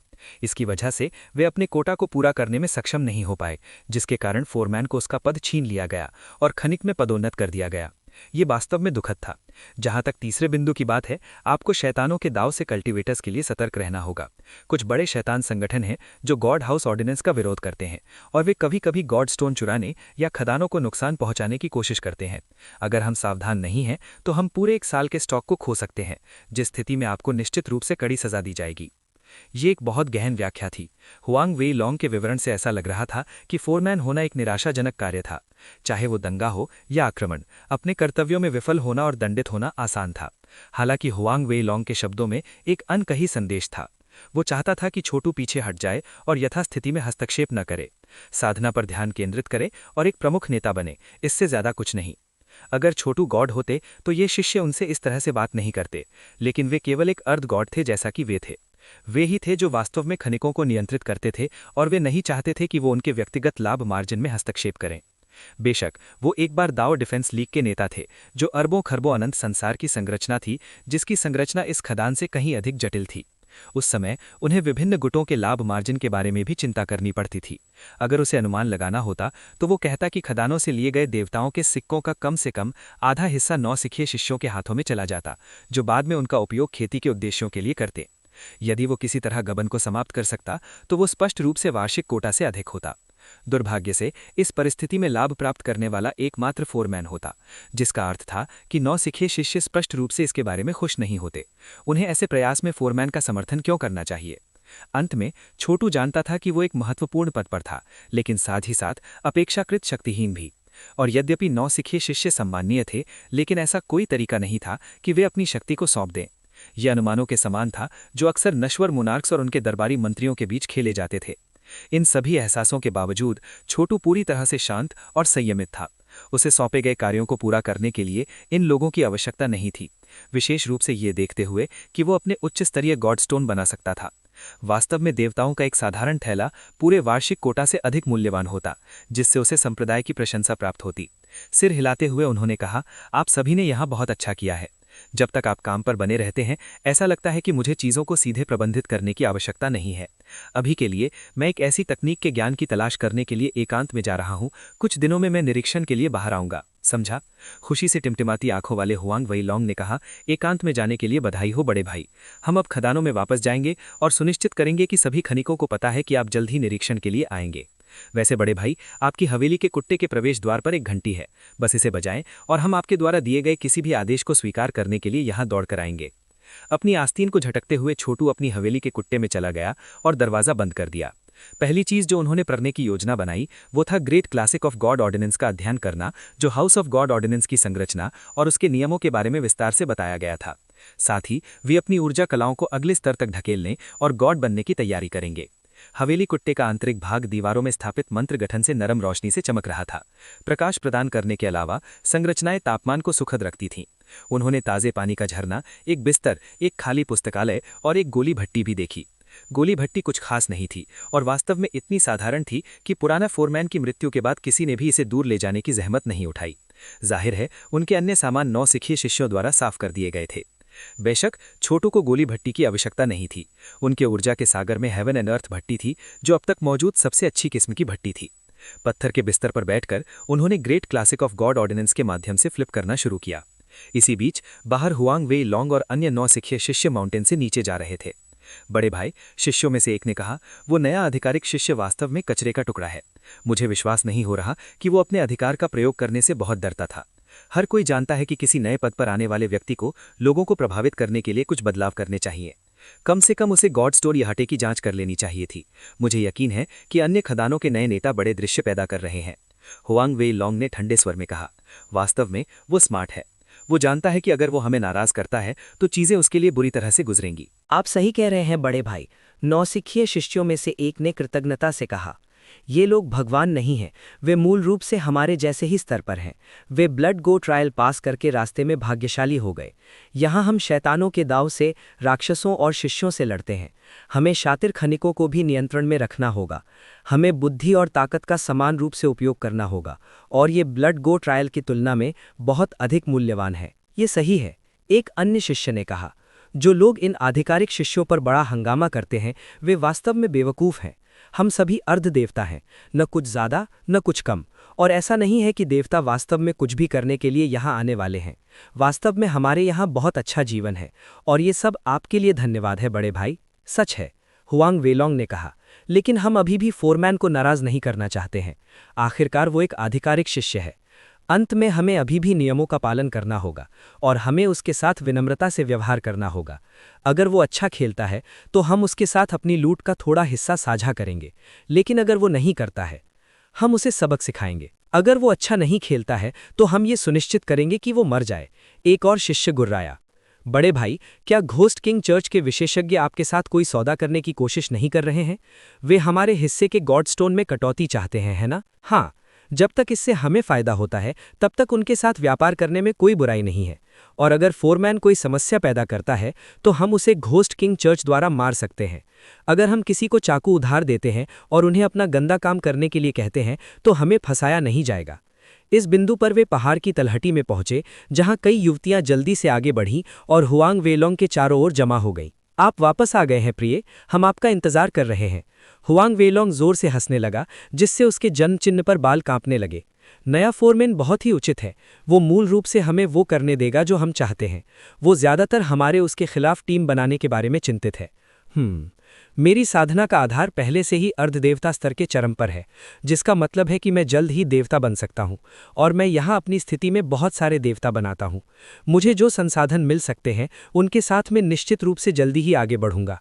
मेरे जैसे व्यक्ति के लिए ब्लड गो ट्रायल का क्या मतलब है? फोरमैन को देखो, वे ब्लड गो ट्रायल्स में गया था, लेकिन वो मेरी तरह ही यहां समाप्त हो गया। हाँ, ये सही है प्रिय, एक आकर्षक युवा महिलाओं में से एक ने कहा। आप निश्चित रूप से अद्भुत हैं। यहाँ तक कि संप्रदाय द्वारा भेजे गए फोरमैन को भी आपकी बात सुननी होगी। या तो ये या वो मर जाएगा। हमने आपकी सफल वापसी का जश्न मनाने के लिए भोजन और शराब तैयार की है। आप बहुत दयालु हैं, हुआंग वेलोंग ने कहा। रास्ता दिखाओ। बेशक। अन्य शिष्यों ने सम्मानपूर्वक हुआंग वेलोंग और महिला को जाते हुए देखा और फिर आपस में बात करना शुरू कर दिया। बड़े भाई के पास वास्तव में अच्छा है।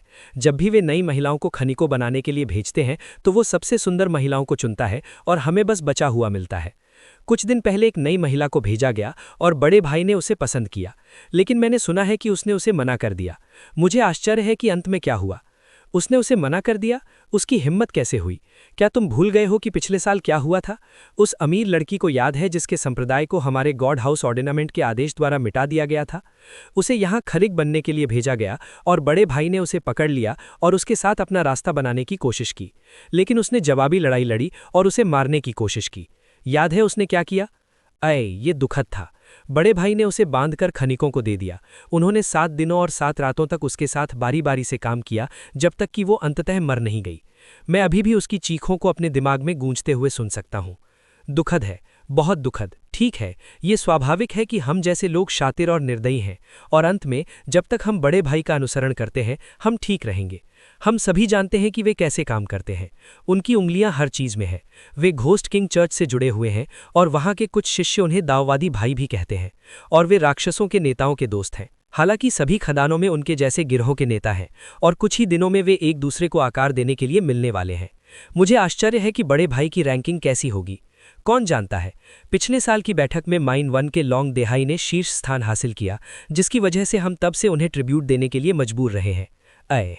मुझे उम्मीद है कि इस बार बड़े भाई शीर्ष पर आ सकते हैं और हमारे साथ कुछ लूट साझा कर सकते हैं। चलो अपनी गुफाओं में वापस चलते हैं और अपनी महिलाओं के साथ रात का आनंद लेते हैं। हम बाकी सब चीज़ों के बारे में बाद में चिंता कर सकते हैं। हम पिछले कुछ दिनों से नए फोरमैन के बारे में इतने चिंतित थे कि हमने उससे निपटने के तरीके के बारे में हर तरह की योजनाएं बनाई थी, लेकिन अंत में वो एक बेकार हारा हुआ लोजर निकला। इसके साथ ही नौसिखिए शिष्य अपने अपने रास्ते चले गए। हुआंग वेलोंग के लिए उसकी हवेली कुटी शानदार ढंग से सजाई गई थी और लगभग किसी राजा या सम्राट के निवास जैसी लगती थी। उसके पास बर्फ की आग की चमड़ी से बने गलीचे थे जो इतने नरम थे कि उन पर चलना बादलों पर चलने जैसा लगता था, और बर्फ की आग की ऊर्जा के कारण इससे कोई फर्क नहीं पड़ता था कि बाहर का तापमान क्या था। ये हमेशा अंदर से आरामदायक महसूस होता था। वो गलीचा अकेले बाहर की तरफ बहुत सारे गॉडस्टोन के लायक था। वास्तव में अधिकांश विशेषज्ञों ने इसे एक परिधान में बदल दिया होता, फिर भी यहाँ हुआंग वेलोंग इसे गलीचे के रूप में उपयोग कर रहा था। क्या नई लड़की ने आखिरकार हार मान ली? हुआंग वेलोंग ने कहा, गर्व से नीचे बैठा और कैद अपने संग्रह को देख रहा था। वे सभी महिलाएं थीं जिन्हें खदानों में काम करने की सजा दी गई थी, जिसका मतलब था कि उनके साथ रहकर वे अपेक्षाकृत अच्छा जीवन जी सकती थीं। विकल्प खदानों में एक दयनीय अस्तित्व था जिसे उनमें से कोई भी स्वीकार नहीं कर सकता था। अभी नहीं, महिलाओं में से एक ने कहा। वो खाने से इनकार करती है और ज्यादातर रोती रहती है। ये विशेष महिला शैतानी ऊर्जा से स्पंदित होती थी, जिसने संकेत दिया कि वे शैतानों के दाव की शिष्या थी। भगवान की दुनिया बहुत बड़ी थी, गिनती करने के लिए बहुत सारे महाद्वीपों के साथ। असीमित संप्रभु भगवान को भी वास्तव में नहीं पता था कि भगवान की दुनिया कितनी बड़ी थी। इस वजह से ये दिया गया था कि ये अच्छे और बुरे लोगों का समूह था। और जब हाउस ऑफ गॉड ऑर्नामेंट जैसे शक्तिशाली संगठन युद्ध पथ पर चला गया, तो ये कहने की जरूरत नहीं थी कि वे सभी प्रकार के लोगों, पुरुषों और महिलाओं को बंदी बना लेंगे। ये भी कहा जाता था कि हाउस ऑफ गॉड ऑर्नामेंट की खदानों में ऐसे देवता थे जिन्हें गुलाम बनाया गया था और खनिक बनने के लिए मजबूर किया गया था। गुस्से में मेज पर थप्पड़ मारते हुए हुआंग वेलोंग ने कहा, अगर वो चीज़ों को आसान तरीके से करने से इनकार करती है तो हम उन्हें कठिन तरीके से करेंगे। मुझे तुरंत उसके पास ले चलो। जल्द ही वे हवेली कुटी में एक असाधारण ढंग से सजाए गए पिछले कमरे में पहुंचे। अंदर एक बिस्तर था जिसके ऊपर एक सुंदर महिला बंधी हुई थी। वो आड़ू के फूल की तरह नाजुक थी और स्पष्ट रूप से एक लाड प्यार भरा जीवन जी रही थी। उसके माथे पर एक सुंदरता का निशान था और वो बहुत रो रही थी। उसके आंसू बारिश की बूंदों की तरह गिर रहे थे। जैसे ही उसने हुआंग वेलोंग को अंदर आते देखा, उसने कहा, मुझे जाने दो महाराज, मैं जस्ट एक कमज़ोर महिला हूँ। मेरे परिवार के सभी लोगों को गॉड हाउस ऑफ ऑर्नामेंट द्वारा मार दिया गया और मैं अकेला बचा हूँ। कृपया मुझ पर दया करें। हुआंग वेलोंग अंधेरे में हंसते हुए कहा कि उसके भीतर का हत्यारा इरादा एक कामुक मुस्कान में बदल गया। मुझे आपका प्यारा रूप पसंद है प्रिय, इसीलिए मैंने शुरू से ही अपने आप को आप पर बल नहीं दिया। आप वास्तव में हार मानने से इनकार क्यों कर रहे हैं? आपका जीवन मेरे हाथ में है। मेरे साथ आप अच्छा भोजन कर सकते हैं और आराम से रह सकते हैं। अगर मैं आपको खदानों में फेंक दूं तो आपके साथ बलात्कार के बाद मौत की बात है। ये कहना मुश्किल है कि हर साल कितनी महिलाएं इस भाग्य को भोगती हैं। क्या आप समझते हैं कि आप कोई अपवाद होंगी? बस मुझे जाने दो। वो रो पड़ी। यदि आप कुछ कृपा और दया दिखाते हैं तो मैं इसे अनंत काल तक याद रखूंगी। कृपया दया करें। शातिर रूप से चमकती आंखें लिए उन्होंने कहा, यदि आप चीज़ों को आसान तरीके से करने से इनकार करती हैं तो हम उन्हें कठिन तरीके से करेंगे। अगर आप स्वेच्छा से नहीं देती हैं तो मैं बस आपका बलात्कार करूंगा। सुनो, क्या आप जानते हैं कि उस आखिरी लड़की का क्या हुआ जिसने मुझे मना किया? अन्य आपको बता सकती हैं। अगर आप जल्दी से मुझे वो नहीं देती हैं जो मैं चाहता हूं, तो मैं आपको खदानों में फेंक दूंगा और वे पथभ्रष्ट खनिक सुनिश्चित करेंगे कि आप पीड़ा में मर जाएं। युवती इतनी डरी हुई थी कि रो रही थी। कोई भी आपको बचाने वाला नहीं है। आपका एकमात्र विकल्प मेरा अनुसरण करना है। वो अचानक जोर से हंसने लगा। मैं इस खदान में सबसे महत्वपूर्ण व्यक्ति हूं। यहां तक कि नया फोरमैन भी एक बेकार कमजोर व्यक्ति है जो मुझे सब कुछ देने की योजना बना रहा है। जल्द ही मैं फोरमैन के रूप में कार्यभार संभालूंगा और अगर वो साथ नहीं जाता है तो वो मर जाएगा। मैं ऐसा सुनिश्चित करने के 100 तरीके सोच सकता हूं। इसके साथ ही हुआंग वेलोंग युवती पर झपटने के लिए तैयार हुआ। ओह सचमुच, किसी ने कहा और एक व्यक्ति वहां आगे बढ़कर हुआंग वेलोंग और महिला के बीच खड़ा हो गया। वो और कोई नहीं बल्कि छोटू था। मुस्कुराते हुए उन्होंने कहा, मैं बस कुछ ध्यान कर रहा था जब मुझे कुछ उग्र ऊर्जा का एहसास हुआ, इसीलिए मैं ये देखने आया कि क्या हो रहा है। इसे पाकर मुझे कितनी हैरानी हुई। आह हुआंग वेलोंग, मैंने कभी नहीं सोचा था कि आप मेरे बारे में इस तरह बात करेंगे या मेरी पीठ के पीछे इस तरह की चीजें करेंगे। आप शैतानों के दाव के शिष्यों के साथ व्यापारिक सौदों में उपयोग करने के लिए गॉडस्टोन का गबन कर रहे हैं और आपने यहां तक कहा कि अगर मैंने वो नहीं किया जो आप कहते हैं तो आप मुझे मार डालेंगे। क्या आप वास्तव में गॉड हाउस ऑफ ऑर्नामेंट के नियमों की इतनी कम परवाह करते हैं? हुआंग वेलोंग, वो पीछे की ओर छलांग लगाते हुए बोला, आप एक ईश्वर शक्ति अवतार है ना? और आप मेरी हवेली कुटी में घुस गए? आपके पास ऐसा करने की बहुत हिम्मत है। मेरे पास हिम्मत है? मुझे लगता है कि आप हिम्मत वाले व्यक्ति हैं। मैं गॉड हाउस ऑफ ऑर्नामेंट का आधिकारिक शिष्य हूं और आप एक नौसिखिए शिष्य के अलावा कुछ नहीं है। हमारे बीच का अंतर रात और दिन के बीच के अंतर के समान है। आप एक स्थानीय गुंडे की तरह आम लोगों पर अत्याचार करते हैं और यहां तक कि मेरी उपस्थिति में निर्लज्जता से कार्य करने की हिम्मत करते हैं। घुटनों के बल बैठ जाओ। हुआंग वेलोंग की अभिव्यक्ति ठिमकी, फिर एक शातिर मुस्कान में संभल गई। आप एक आधिकारिक शिष्य हैं, लेकिन आप इस खदान के नियमों को जानते हैं। हाँ, मैं एक गुंडा हूं। लेकिन यहाँ तक कि एक शक्तिशाली अजगर भी अपने ही ठिकानों में सांप पर हमला नहीं करेगा।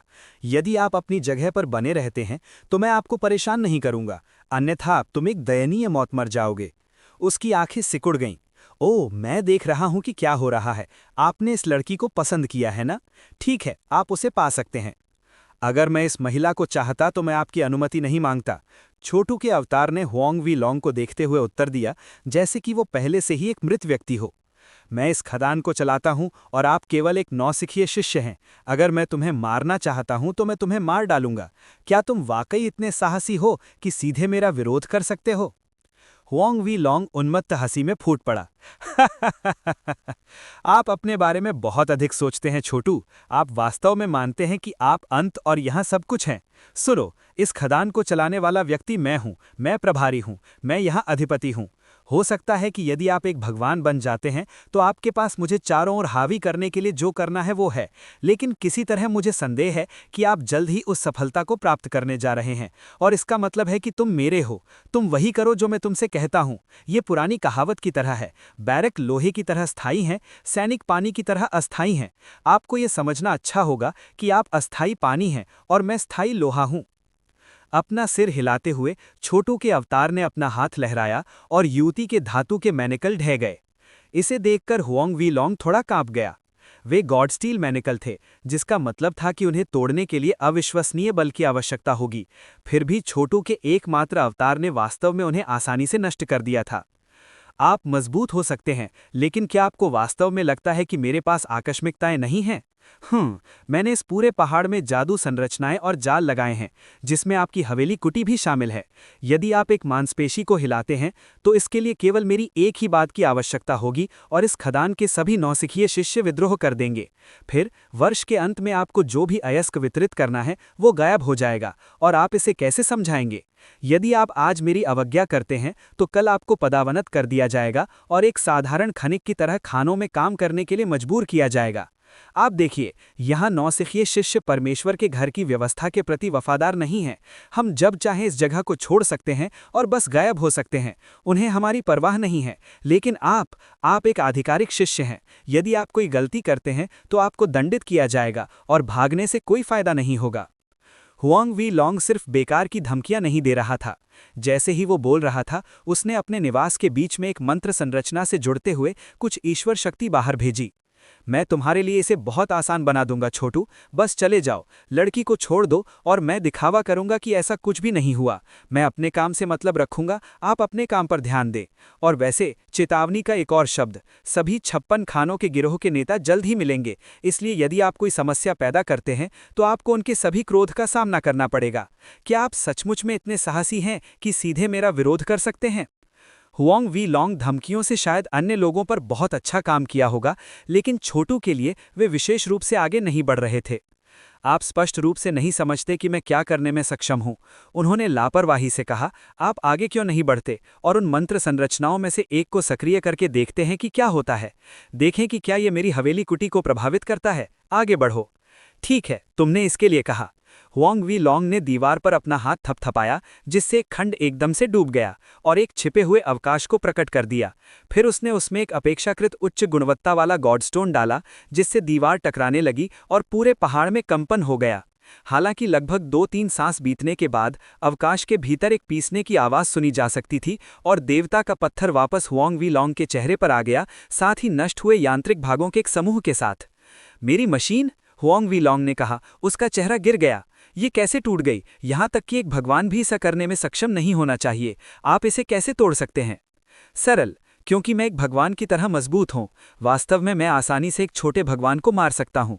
आपके पास इसे जानने का कोई तरीका नहीं है, लेकिन मैंने वास्तव में ब्लड गॉड ट्रायल के दौरान एक भगवान को मारा था। तुम? हुआंग वी लॉन्ग हकला गया। लेकिन आपको प्रशिक्षु के रूप में क्यों नहीं चुना गया? यदि आप वास्तव में इतने मजबूत हैं तो सर्वशक्तिमान व्यक्तियों में से एक को आपको चुनना चाहिए था। आपको पदोन्नत किया जाना चाहिए था।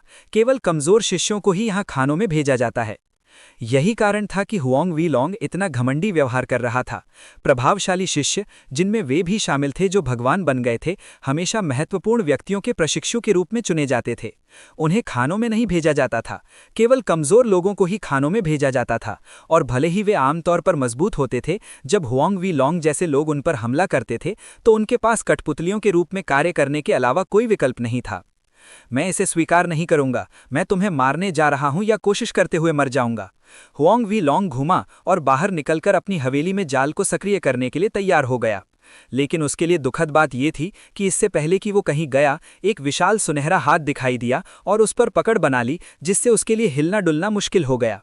तुम मेरे साथ आ रहे हो छोटू, और फिर एक पॉपिंग की आवाज़ सुनी जा सकती है, जैसे कि वो खुले में फट गया, जिससे उसके रास्ते में आने वाले किसी भी वार्डिंग मंत्र को नष्ट कर दिया। एक क्षण के बाद वो पहाड़ के ऊपर था, जहां उसने तेजी से सांस छोड़ी, जिससे विशाल घंटी जोर से बजने लगी, जिससे सभी नौसिखिए शिष्यों को बुलाया गया। शिष्य अभी अभी अपनी हवेली की कुटी में लौटे थे और अपने मित्र के साथ बैठने की तैयारी कर रहे थे, केवल उन्हें एक बैठक के लिए वापस बुलाया गया। यहाँ क्या हो रहा है? हम अभी अभी पहाड़ से नीचे आए हैं और अब फोरमैन हमें वापस बुला रहा है। क्या वो हमें छोड़ नहीं सकता? चलो आओ आओ देखते हैं कि ये सब क्या है। व्यभिचार। जब तक कोई बड़ी समस्या ना हो तो फोरमैन को हमें इस तरह से नहीं बुलाना चाहिए। जाहिर है कुछ शिष्य बड़बड़ा रहे थे। आइए देखते हैं कि बड़े भाई का इस बारे में क्या कहना है। क्या बड़े भाई पहले से ही वहां हैं? चलो जल्दी करो। यदि बड़े भाई पहले से ही वहां हैं तो हमें देरी नहीं करनी चाहिए। मुद्दा जो भी हो, हमें उनके नेतृत्व का पालन करना होगा। वो प्रभारी हैं और हमें उनसे चिपके रहना होगा। 2979 शिष्य पहाड़ पर चढ़े, जहां उनकी आंखों से लगभग अविश्वसनीय दृश्य मिला। उन्होंने अपने बड़े भाई को छोटू की हवेली की कुटी के प्रवेश द्वार के सामने घुटने टेकते हुए देखा। छोटू के लिए वो एक तरफ पालथी मारकर बैठा हुआ था, जैसा कि वो सोच में खोया हुआ था। हुआंग वी लॉन्ग के कट्टर समर्थक सबसे पहले ऊपर थे। क्या हो रहा है बड़े भाई? तुम्हें क्या हुआ? जल्दी करो, हुआंग वी लॉन्ग चिल्लाया। उन्होंने कहा, ये छोटू पूरी तरह से अनुचित हो रहा है। उसने मुझ पर घात लगाया और मुझे बांध दिया। मुझे मुक्त करो और इसे मार डालो। आज या तो मछली मर जाएगी या जाल फट जाएगा। मैं हर चीज की जिम्मेदारी लूंगा। क्या? शिष्यों ने हुआंग वी लॉन्ग को घेरते हुए गुर्राया और साथ ही छोटू पर गुस्से से नजरें डाली। तुम्हारी हिम्मत कैसे हुई छोटू? उनमें से एक चिल्लाया। मुझे विश्वास नहीं हो रहा कि आप इस तरह के नियमों का उल्लंघन करेंगे। क्या तुम कह रहे हो कि तुम मेरी अवज्ञा करने की योजना बना रहे हो? छोटू ने ठंडे स्वर में कहा। तुम नौसिखिए शिष्यों का एक समूह हो और मैं एक आधिकारिक शिष्य हूं, जिसे हाउस ऑफ गॉड ऑर्डिनेंस से बरकत दी गई है।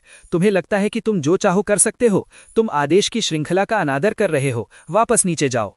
उसकी बात मत सुनो, हुआंग वी लॉन्ग ने कहा। विशैली रूप से मुस्कुराते हुए उसने जारी रखा, वो बस तुम्हें डराना चाहता है, उसे मौका मत दो। छोटू, तुम पंख, क्या तुम्हें लगता है कि अब तुम भगवान हो गए हो या कुछ? मुझे विश्वास नहीं हो रहा कि तुम हमारे नियमों का उल्लंघन करने की हिम्मत करोगे। उसे मार डालो, उसे पकड़ो और राक्षसों के पास फेंक दो। स्निक। यहां तक कि जब वो इस तरह से बह रहा था तो एक खून के रंग की रोशनी चमकी और उसका सिर हवा में उड़ गया। हर कोई सेना में शामिल हो जाए और उसे मार डाले। उसे मार डालो, उसे मार डालो। क्या? मैं अपनी गर्दन को कैसे देख सकता हूं लेकिन अपना सिर नहीं? क्या मैं मर रहा हूं? थंप। एक चीख सुनाई दी जो तभी समाप्त हुई जब उसका सिर जमीन पर गिरा। क्या? हर कोई डर के मारे पीछे हट गया। उनमें से एक ने भी ये नहीं देखा था कि छोटू ने क्या किया था। वो इतनी अविश्वसनीय गति से आगे बढ़ा था कि उन्होंने सिर को जमीन पर गिरते हुए देखा। जो कोई भी आदेश की श्रृंखला का अनादर करेगा वो मारा जाएगा, छोटू ने शांत स्वर में कहा। क्या कोई और आगे बढ़कर मेरे खिलाफ कदम उठाना चाहता है? क्या तुमने सचमुच में सोचा था कि मैं इस तरह के अव्यवस्थित भीड़ से डर जाऊंगा? आक्रमण, उसे मार डालो, उसे मिटा दो। वो केवल इतना ही कर सकता है। अगर हम उस पर गैंग बनाते हैं तो वो हमें नहीं रोक सकता। हुआंग वी लॉन्ग के कट्टर समर्थकों में से कुछ दर्जनों ने अपनी कमर पर लटके हथियारों के लिए हाथ बढ़ाया, जो निश्चित रूप से शक्तिशाली जादुई खजाने थे। लेकिन इससे पहले कि वे उनके साथ कुछ कर पाते, कई चीर फाड़ करने वाली आवाजें सुनाई दी और हर जगह खून छिड़क गया, जैसे कि कुछ दर्जन सिर हवा में उड़ गए।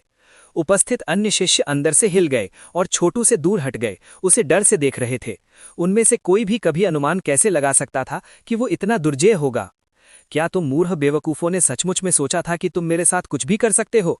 जो कोई भी आज मेरी अवज्ञा करेगा वो मारा जाएगा। मैं तुम्हें मार डालूंगा और लोगों को खनिकों में से तुम्हारी जगह लेने के लिए बढ़ावा दूंगा। और खनिकों में दंगा शुरू करने की कोशिश करने के बारे में भी मत सोचना। जो कोई भी मेरा विरोध करता है मर जाता है। अगर हम एक साथ रहते हैं तो डरने की कोई बात नहीं है। हुआंग वी लॉन्ग के समर्थकों में से एक और चिल्लाया, अगर वो हम सबको मार देता है तो खनिक विद्रोह कर देंगे। इस तरह की स्थिति से वो किसी तरह नहीं निपट सकता। इसके अलावा हमने अपने द्वारा खनन किए गए बहुत से खनिजों को छिपा रखा है। अगर वो हमें मारता है तो वो उन्हें कभी नहीं पाएगा। खनिज? छोटू ने कहा। आप मुझे चट्टानों से धमकाने की कोशिश कर रहे हैं? बहुत मजेदार। उसने अपनी उंगलियां चटकाईं और सभी को आश्चर्य हुआ कि एक विशाल पत्थर दिखाई दिया, जैसे बिजली चमक रहा हो और गड़गड़ाहट के साथ गड़गड़ाहट कर रहा हो। वो है, ये एक शाही कैलिबर गॉड स्टोन है और वे गॉड स्टोन थंडर क्लैप्स हैं। ये कैसे संभव हो सकता है? भगवान की दुनिया में केवल सबसे प्राचीन खदानें ही इस तरह की चीजें पैदा कर सकती हैं। उसे ये कहाँ से मिला? ये बहुत बड़ा है। यदि आप इसे नीलामी के लिए रखते हैं तो ये कई गॉड नोट्स के लिए बिकेगा। संप्रदाय के लिए इस तरह के एक शाही कैलिबर गॉड स्टोन में हाथ डालें और पुरस्कार अकल्पनीय होंगे। छोटू हंसा। आप सही कह रहे हैं, ये एक शाही कैलिबर गॉड स्टोन है।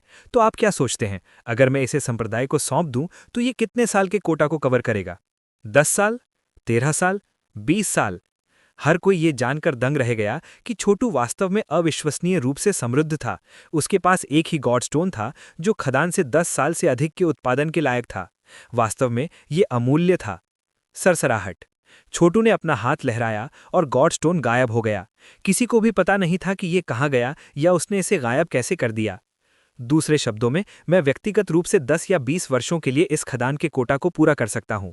और आपको लगता है कि मैं आपके विद्रोह के बारे में चिंतित हूं? ये तो मजाक है अगर मैंने कभी एक सुना है। 10 वर्षों में मैं आप में से हर एक नौसिखिए शिष्य को आसानी से बदल सकता था। एक शाही कैलिबर गॉडस्टोन का उत्पादन करके छोटू ने तुरंत स्थिति पर नियंत्रण कर लिया था। सबसे खराब स्थिति में वो उन सभी को मार सकता था जिन्होंने उसका विरोध किया था और उनकी जगह ले ली थी। उपस्थित सभी शिष्यों ने अजीब निगाहों का आदान प्रदान किया। उन्हें एहसास हुआ कि उन्होंने गलत अनुमान लगाया है। छोटू खदान के उत्पादन के बारे में बिल्कुल भी चिंतित नहीं था, जिसका मतलब ये था कि उनकी धमकियां पूरी तरह से खाली थीं। उनके लिए चीजें बद से बदतर हो गई थीं। उनके पास कोई तुरुप का इक्का नहीं था और इस तरह उन्हें क्या करना था। इससे भी बुरी बात यह थी कि छोटू स्पष्ट रूप से इतना मजबूत था कि उनमें से एक भी उसके लिए मैच नहीं था। वो स्पष्ट रूप से किसी को भी मार सकता था जिसने उसका विरोध किया था। तो आगे क्या करने की जरूरत है? किसी को भी स्थिति को नियंत्रित करने की उनकी क्षमता पर भरोसा नहीं था। एक लंबे समय के बाद शिष्यों में से एक ने अपने घुटनों के बल बैठाया और कहा, हे महान छोटू, आपके 13 के फोरमैन, आपके जैसे महान नैतिक कद के व्यक्ति निश्चित रूप से मेरे जैसे बदमाश के अपराधों को नजरअंदाज कर देंगे। कृपया मुझे क्षमा कर दें। मैं पुण्य कार्य करके अपने अपराधों का प्रायश्चित करना पसंद करूंगा। तुम चंचल।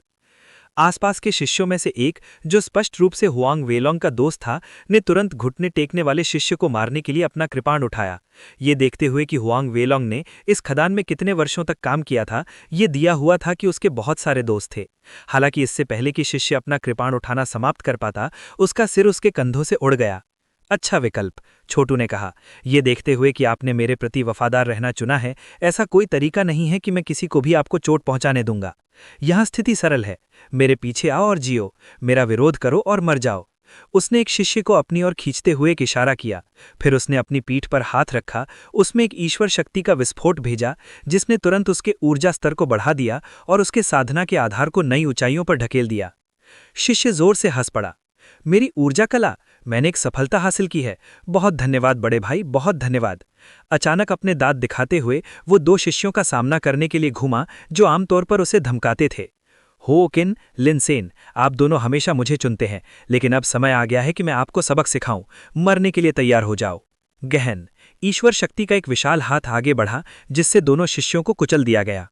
जो कोई भी मेरा और बड़े भाई का विरोध करने की हिम्मत करेगा, उसे मेरे द्वारा मारा जाएगा। बड़े भाई की ईश्वर शक्ति बेजोड़ है और वो जिसे चाहे उसे मार सकता है। हुआंग वेलोंग के बाद आपके पास क्या संभावनाएं थीं? बड़े भाई छोटू का अनुसरण करना उचित मार्ग है। आपको सभी को सरेंडर करना है। क्या आपने देखा कि उन्होंने कितनी आसानी से मेरी मदद की? उन्होंने तुरंत मेरे अवरुद्ध मेरिडियन को साफ कर दिया और मेरे ऊर्जा समुद्र का पुनर्गठन कर दिया। मेरा आंतरिक भाग अब ईश्वर शक्ति की भट्टी की तरह है, जो लगातार मेरे स्वयं के उपयोग के लिए ईश्वर शक्ति के महत्वपूर्ण ऊर्जा को अवशोषित कर रहा है। ये ऐसा है जैसे मेरे पास ऊर्जा की कभी ना खत्म होने वाली आपूर्ति है। आप में से जो कोई भी समर्पण करने से इनकार करेगा, वो मरने वाला है। और सरसराहट की आवाजें सुनाई दे सकती हैं, जैसे कि अधिक शिष्यों ने अपने हथियार गिरा दिए और अपने घुटनों पर बैठ गए। हमें बख्श दे बड़े भाई, हमें बख्श दें। हम अपने अपराधों के लिए मरने के योग्य हैं। ये सब हुआंग वेलोंग के कारण था। हुआंग वेलोंग के कटे हुए सिर में अभी भी थोड़ी जान बची हुई थी। मुझे बख्श दें बड़े भाई, मुझे बख्श दें, मेरी जान बख्श दें। मैं भूत था। मैं आपके साथ काम कर सकता हूं, मैं कर सकता हूं। लंबा चीरा। छोटू ने अपना हाथ लहराया और हुआंग वेलोंग के शरीर को अस्तित्व से मिटा दिया। आप ऐसा नहीं कर सकते छोटू, आपके लिए चीजें अच्छे से समाप्त नहीं होंगी अगर। फिर वो चिल्लाया जब छोटू ने बेरहमी से उसके सिर में आग लगा दी और देखा कि वो अस्तित्व से बाहर हो गया है। आप स्वर्ग के नीचे अद्वितीय है बड़े भाई, अन्य शिष्यों ने कहा। इन वर्षों में आपने संसाधनों का गबन किया और दाव के शिष्यों के साथ सौदे किए, लेकिन ये अब समाप्त होता है। हम इस खदान को शीर्ष दक्षता पर काम करने के लिए कड़ी मेहनत करने जा रहे हैं, समझे? अगर ऐसा नहीं होता है तो मैं आप सभी को मार दूंगा। अब से खदान में जो कुछ भी पैदा होता है वो मेरे पास आता है। मैं व्यक्तिगत रूप से हर किसी की जांच करने जा रहा हूं। मैं कल खदान का निरीक्षण करूंगा। इसके बाद लड़ाई की अनुमति नहीं है और जिस किसी ने भी महिलाओं के साथ बुरा व्यवहार किया उसे तुरंत मार दिया जाएगा। आपकी और महिला दासियों को दासी के रूप में सेवा करने के लिए यहां भेजा जाएगा। अब से हर कोई नियमों का पालन करेगा, समझे? हाँ हाँ बिल्कुल, शिष्यों ने कहा। हम आपके पास किसी भी अच्छी दिखने वाली महिला को भेजेंगे, बड़े भाई। छोटू ने इस पर टिप्पणी करने से इनकार कर दिया। संभवतः आप जानते होंगे कि हुआंग वेलंग ने अधिकांश खनिजों को कहाँ छिपाया था। उन्हें सौंप दें। अब मुझे पता है कि उन्होंने उन्हें कहाँ छिपाया था, शिष्य ने कहा, जो समर्पण करने वाला पहला व्यक्ति था। वे एक गुफा में बंद हैं जिनके द्वारा काम पर रखे गए राक्षसों द्वारा रक्षा की जाती है। लेकिन ये देखते हुए कि आपने मुझे मजबूत होने में मदद की, बड़े भाई, मुझे खुद उन्हें लेने में सक्षम होना चाहिए। ठीक है, तुम्हारा नाम क्या है? छोटू ने पूछा। मैं आपका विनम्र सेवक जांग जू फान हूं, शिष्य ने सम्मानपूर्वक उत्तर दिया। कर दो, छोटू ने कहा। अब जबकि हुआंग वेलोंग मर गया है तो तुम प्रमुख हो। तुम मेरा प्रतिनिधित्व करते हो और आदेश जारी करने का मेरा अधिकार वहन करते हो। तुम्हारा पहला काम है हुआंग वेलोंग के खनिजों के भंडार को बड़ी सावधानी से वापस लाना। यदि तुम सफल होते हो तो मैं सुनिश्चित करूंगा कि तुम्हें अच्छा पुरस्कार मिले। जी सर, आपके संरक्षण के लिए बहुत बहुत धन्यवाद। कुछ और शिष्यों की ओर मुड़ते हुए उसने अपनी आवाज उठाई और कहा, अपने पैरों पर खड़े हो तुम बदनाम लोगों।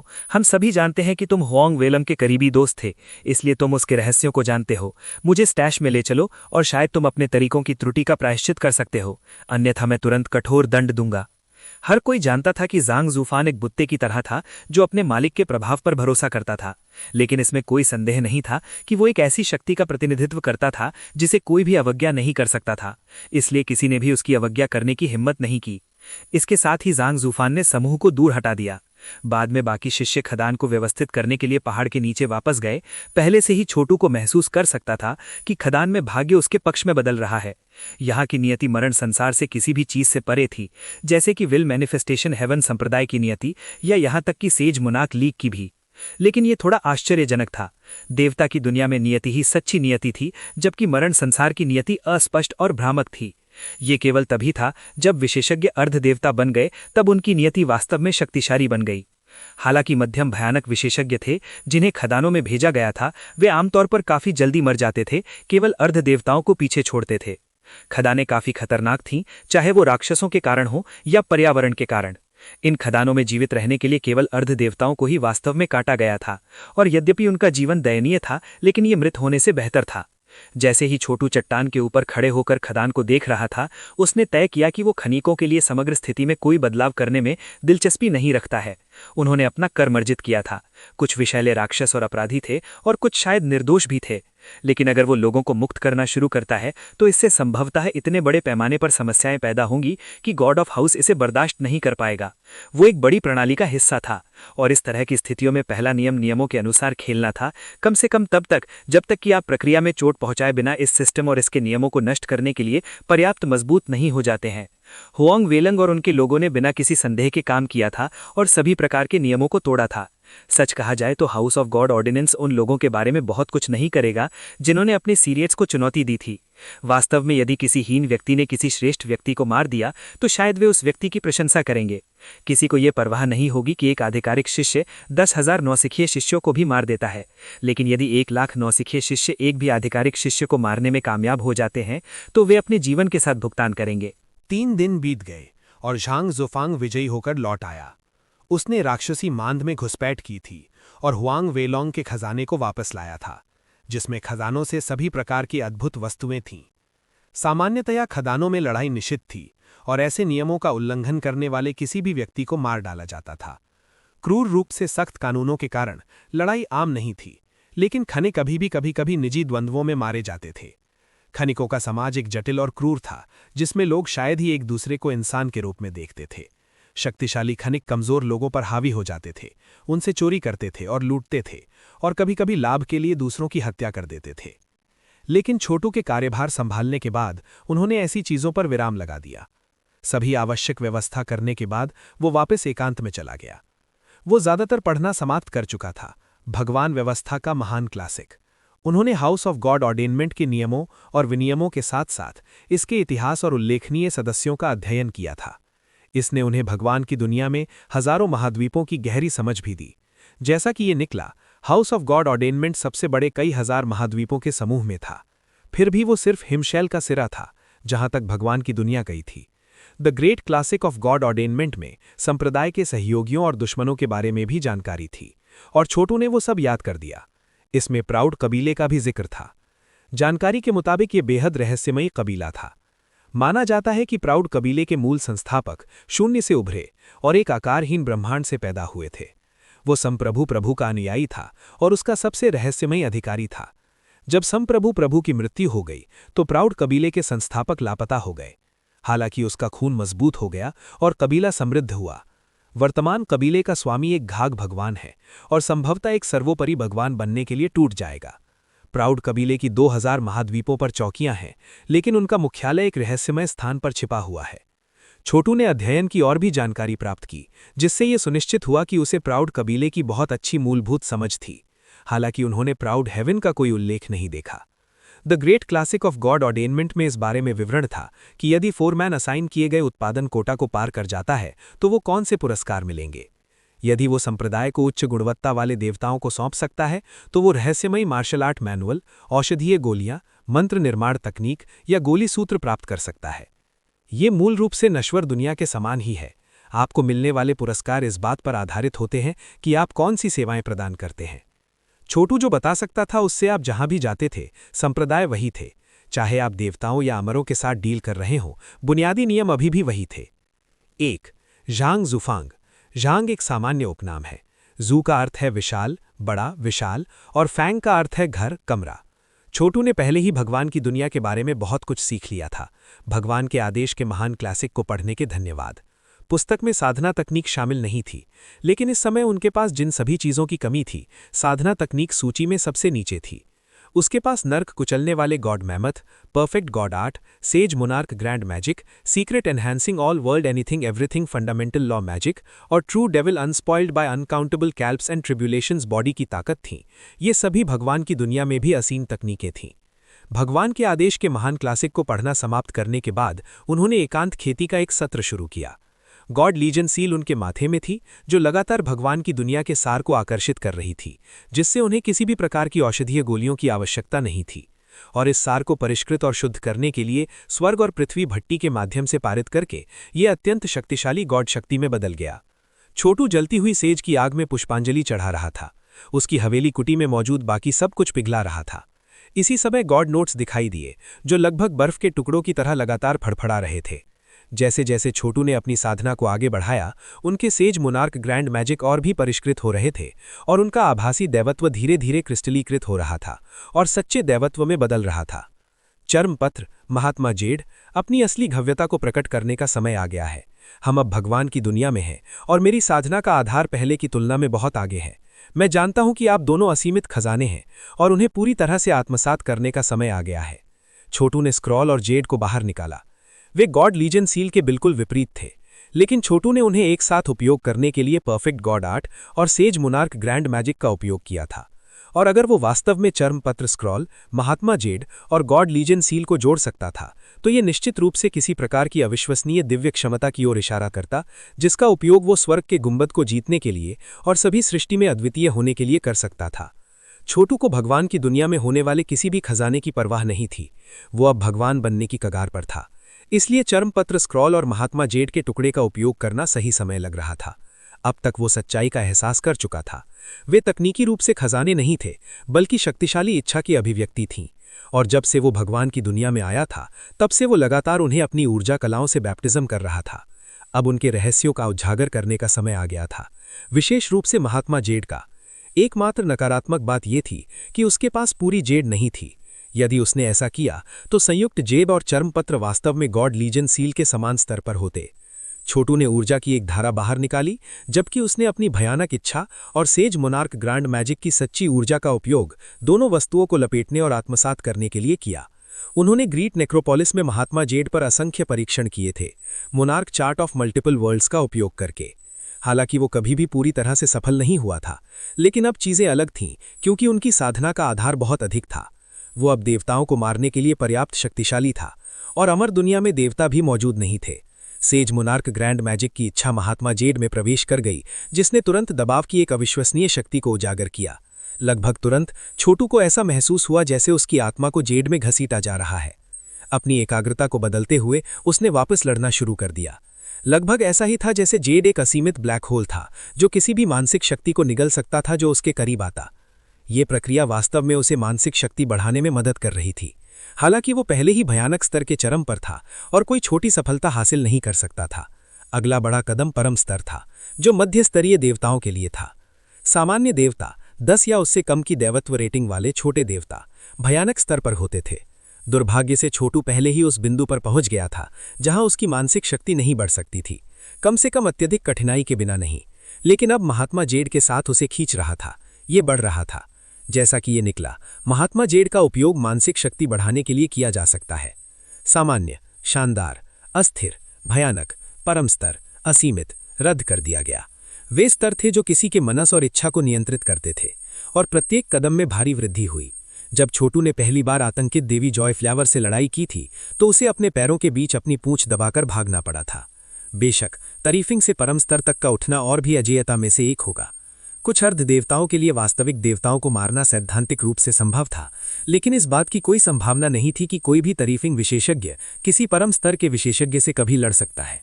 एक की दैवत्व रेटिंग वाले कम देवता निश्चित रूप से इतने कमजोर थे कि अर्ध देवता उन्हें मार सकते थे, लेकिन यहां तक कि कोई भी जिसने अभी अभी परम स्तर पर कदम रखा था वो तरीफिंग विरोधियों को केवल एक नज़र से मार सकता था। परम स्तर उसका वर्णन करेगा जो असीमित रूप से सर्वोपरि था। चर्मपत्र स्क्रॉल और महात्मा जेड के कारण छोटू अब परम स्तर की इच्छा विकसित कर रहा था।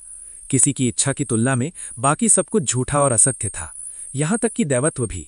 इच्छा के बिना दैवत्व ढह सकता है। एक अमर और अनंत शरीर इसे बनाए रखने की इच्छा के बिना टूट सकता है। लोगों को इच्छा शक्ति की आवश्यकता थी, ऐसा न हो कि वो चलते मुर्दों की तरह बन जाएं। देवताओं की दुनिया में अपने समय के दौरान छोटू ने अक्सर इन जादुई खजानों के बारे में सोचा था और उसे समझ में आया था कि कैसे सच्चे दैत्य ने संप्रभु प्रभु से लड़ाई की थी। सच्चाई ये थी कि छोटू को सच्चे दैत्य की पहचान के बारे में कुछ बातों पर संदेह हो गया था। सामान्यतया महात्मा जेड को आत्मसात करना असंभव था, एक विशिष्ट व्यक्ति को छोड़कर जो कि गॉड लीजन सील का वाहक था। पूरे इतिहास में केवल 2 लोगों के पास ही कभी पूर्ण गॉड लीजन सील थी। एक असीमित संप्रभु प्रभु था और दूसरा छोटू था। आधे साल तक उन्होंने समुद्र के ऊपर उड़ान भरते हुए परफेक्ट गॉड आर्ट और सेज मुनांक ग्रैंड मैजिक दोनों की खेती की थी। उन्होंने भेड़ की खाल स्क्रॉल और महात्मा जेड का कुछ और अध्ययन किया था, और अब वो अंततः उनके कुछ रहस्यों को भेदने लग रहे थे। जैसे ही महात्मा जेड ने उनकी शक्ति को निगलने की कोशिश की, उन्होंने अपनी रक्षा करने के लिए अपने घाघ कौशल को उजागर कर दिया। इसी समय उन्होंने अपनी गॉड शक्ति चर्मपत्र स्क्रॉल में भेजी, जो अचानक फट गया और 10,000 पात्रों का एक समूह बन गया जो उनके चारों ओर घूमा।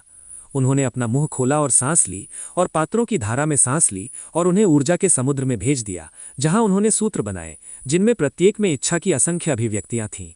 छोटू से तीव्र गर्जना की आवाजें गूंज उठीं और महात्मा जेड का टुकड़ा अचानक अपार शक्ति के साथ फट गया। इसी समय उसने अपनी उंगली की लहर के साथ जेड की ओर पूर्ण गॉड लीजन सील भेजा।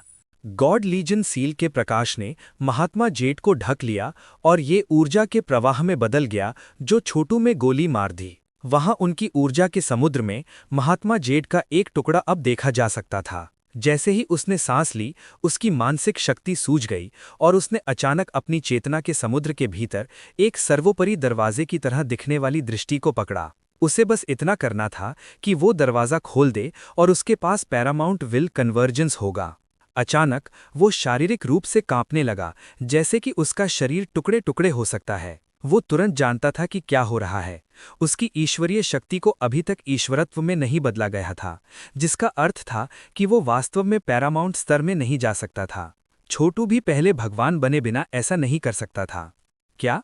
मैंने चर्मपत्र स्क्रॉल और महात्मा जेड को अपने अधीन कर लिया है और अपने मानसिक पैमाने में सुधार किया है, लेकिन मेरा देवत्व अभी तक पूरी तरह से नहीं बना है, जिसका अर्थ है कि मैं ईश्वरीय स्वर्गारोहण तक नहीं पहुंच सकता।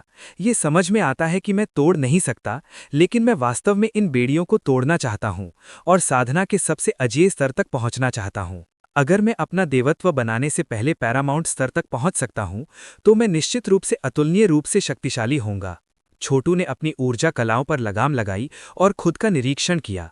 उनकी ईश्वर शक्ति और मानस पहले से कहीं अधिक मजबूत थे, शायद 3 गुना।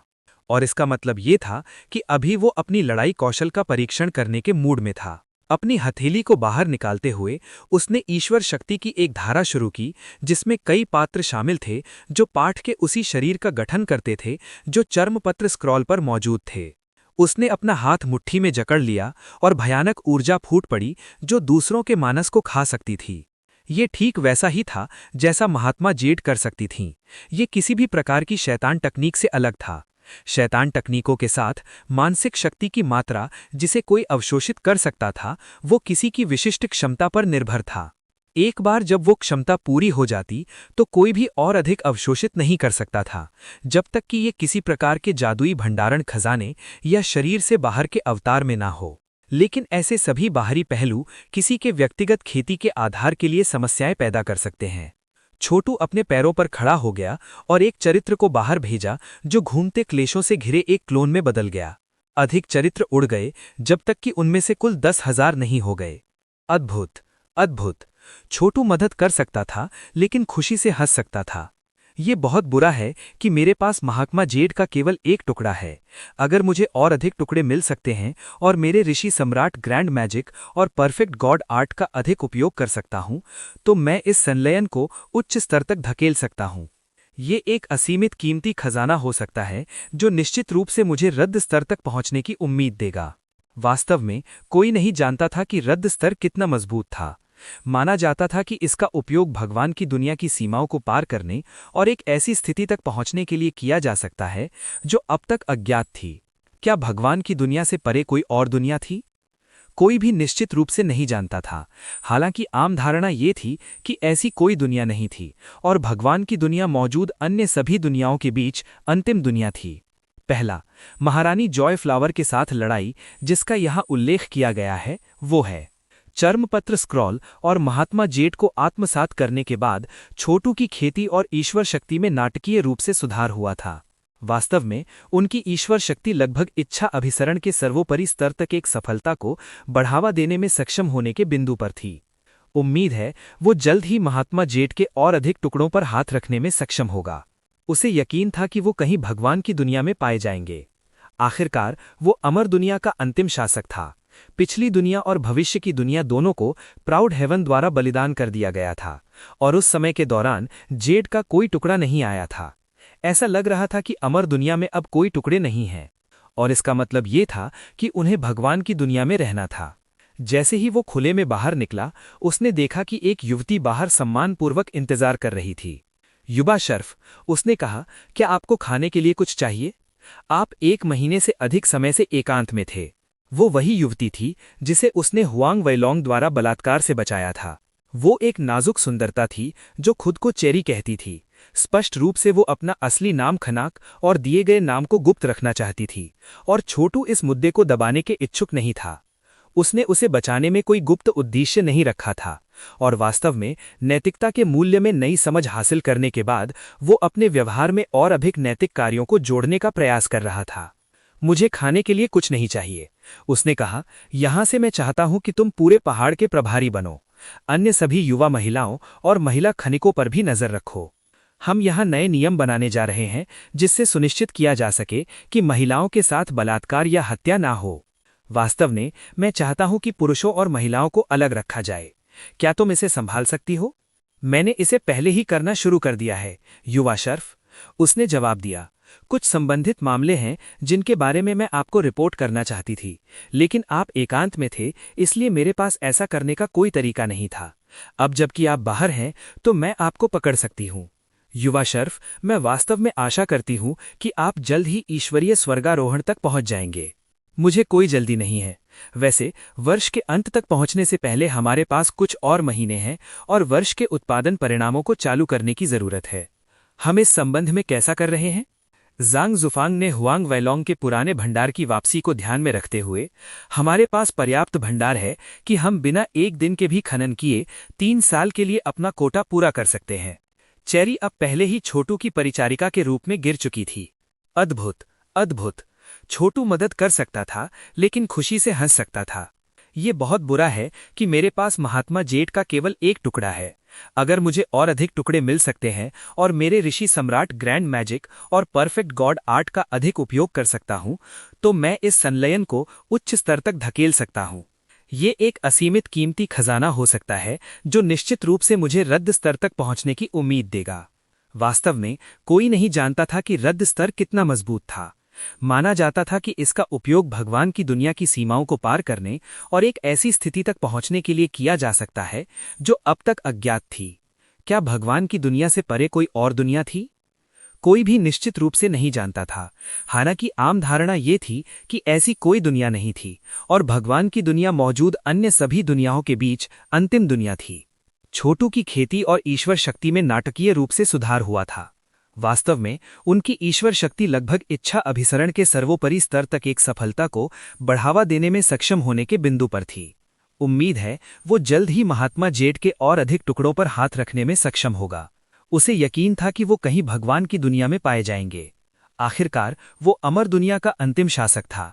पिछली दुनिया और भविष्य की दुनिया दोनों को प्राउड हेवन द्वारा बलिदान कर दिया गया था और उस समय के दौरान जेठ का कोई टुकड़ा नहीं आया था।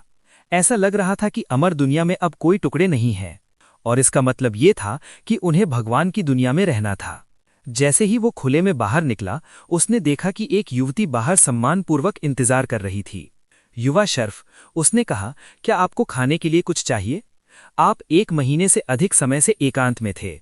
वो वही युवती थी जिसे उसने हुआंग वैलोंग द्वारा बलात्कार से बचाया था। वो एक नाजुक सुंदरता थी जो खुद को चेरी कहती थी। स्पष्ट रूप से वो अपना असली नाम खनाक और दिए गए नाम को गुप्त रखना चाहती थी और छोटू इस मुद्दे को दबाने के इच्छुक नहीं था। उसने उसे बचाने में कोई गुप्त उद्देश्य नहीं रखा था और वास्तव में नैतिकता के मूल्य में नई समझ हासिल करने के बाद वो अपने व्यवहार में और अधिक नैतिक कार्यों को जोड़ने का प्रयास कर रहा था। मुझे खाने के लिए कुछ नहीं चाहिए, उसने कहा। यहां से मैं चाहता हूं कि तुम पूरे पहाड़ के प्रभारी बनो। अन्य सभी युवा महिलाओं और महिला खनिकों पर भी नजर रखो। हम यहाँ नए नियम बनाने जा रहे हैं जिससे सुनिश्चित किया जा सके कि महिलाओं के साथ बलात्कार या हत्या ना हो। वास्तव में मैं चाहता हूं कि पुरुषों और महिलाओं को अलग रखा जाए। क्या तुम इसे संभाल सकती हो? मैंने इसे पहले ही करना शुरू कर दिया है, युवा शर्फ, उसने जवाब दिया। कुछ संबंधित मामले हैं जिनके बारे में मैं आपको रिपोर्ट करना चाहती थी, लेकिन आप एकांत में थे, इसलिए मेरे पास ऐसा करने का कोई तरीका नहीं था। अब जबकि आप बाहर हैं तो मैं आपको पकड़ सकती हूँ। युवा शर्फ, मैं वास्तव में आशा करती हूं कि आप जल्द ही ईश्वरीय स्वर्गारोहण तक पहुंच जाएंगे। मुझे कोई जल्दी नहीं है। वैसे वर्ष के अंत तक पहुंचने से पहले हमारे पास कुछ और महीने हैं और वर्ष के उत्पादन परिणामों को चालू करने की जरूरत है। हम इस संबंध में कैसा कर रहे हैं? ज़ांग ज़ुफांग ने हुआंग वैलोंग के पुराने भंडार की वापसी को ध्यान में रखते हुए, हमारे पास पर्याप्त भंडार है कि हम बिना एक दिन के भी खनन किए 3 साल के लिए अपना कोटा पूरा कर सकते हैं।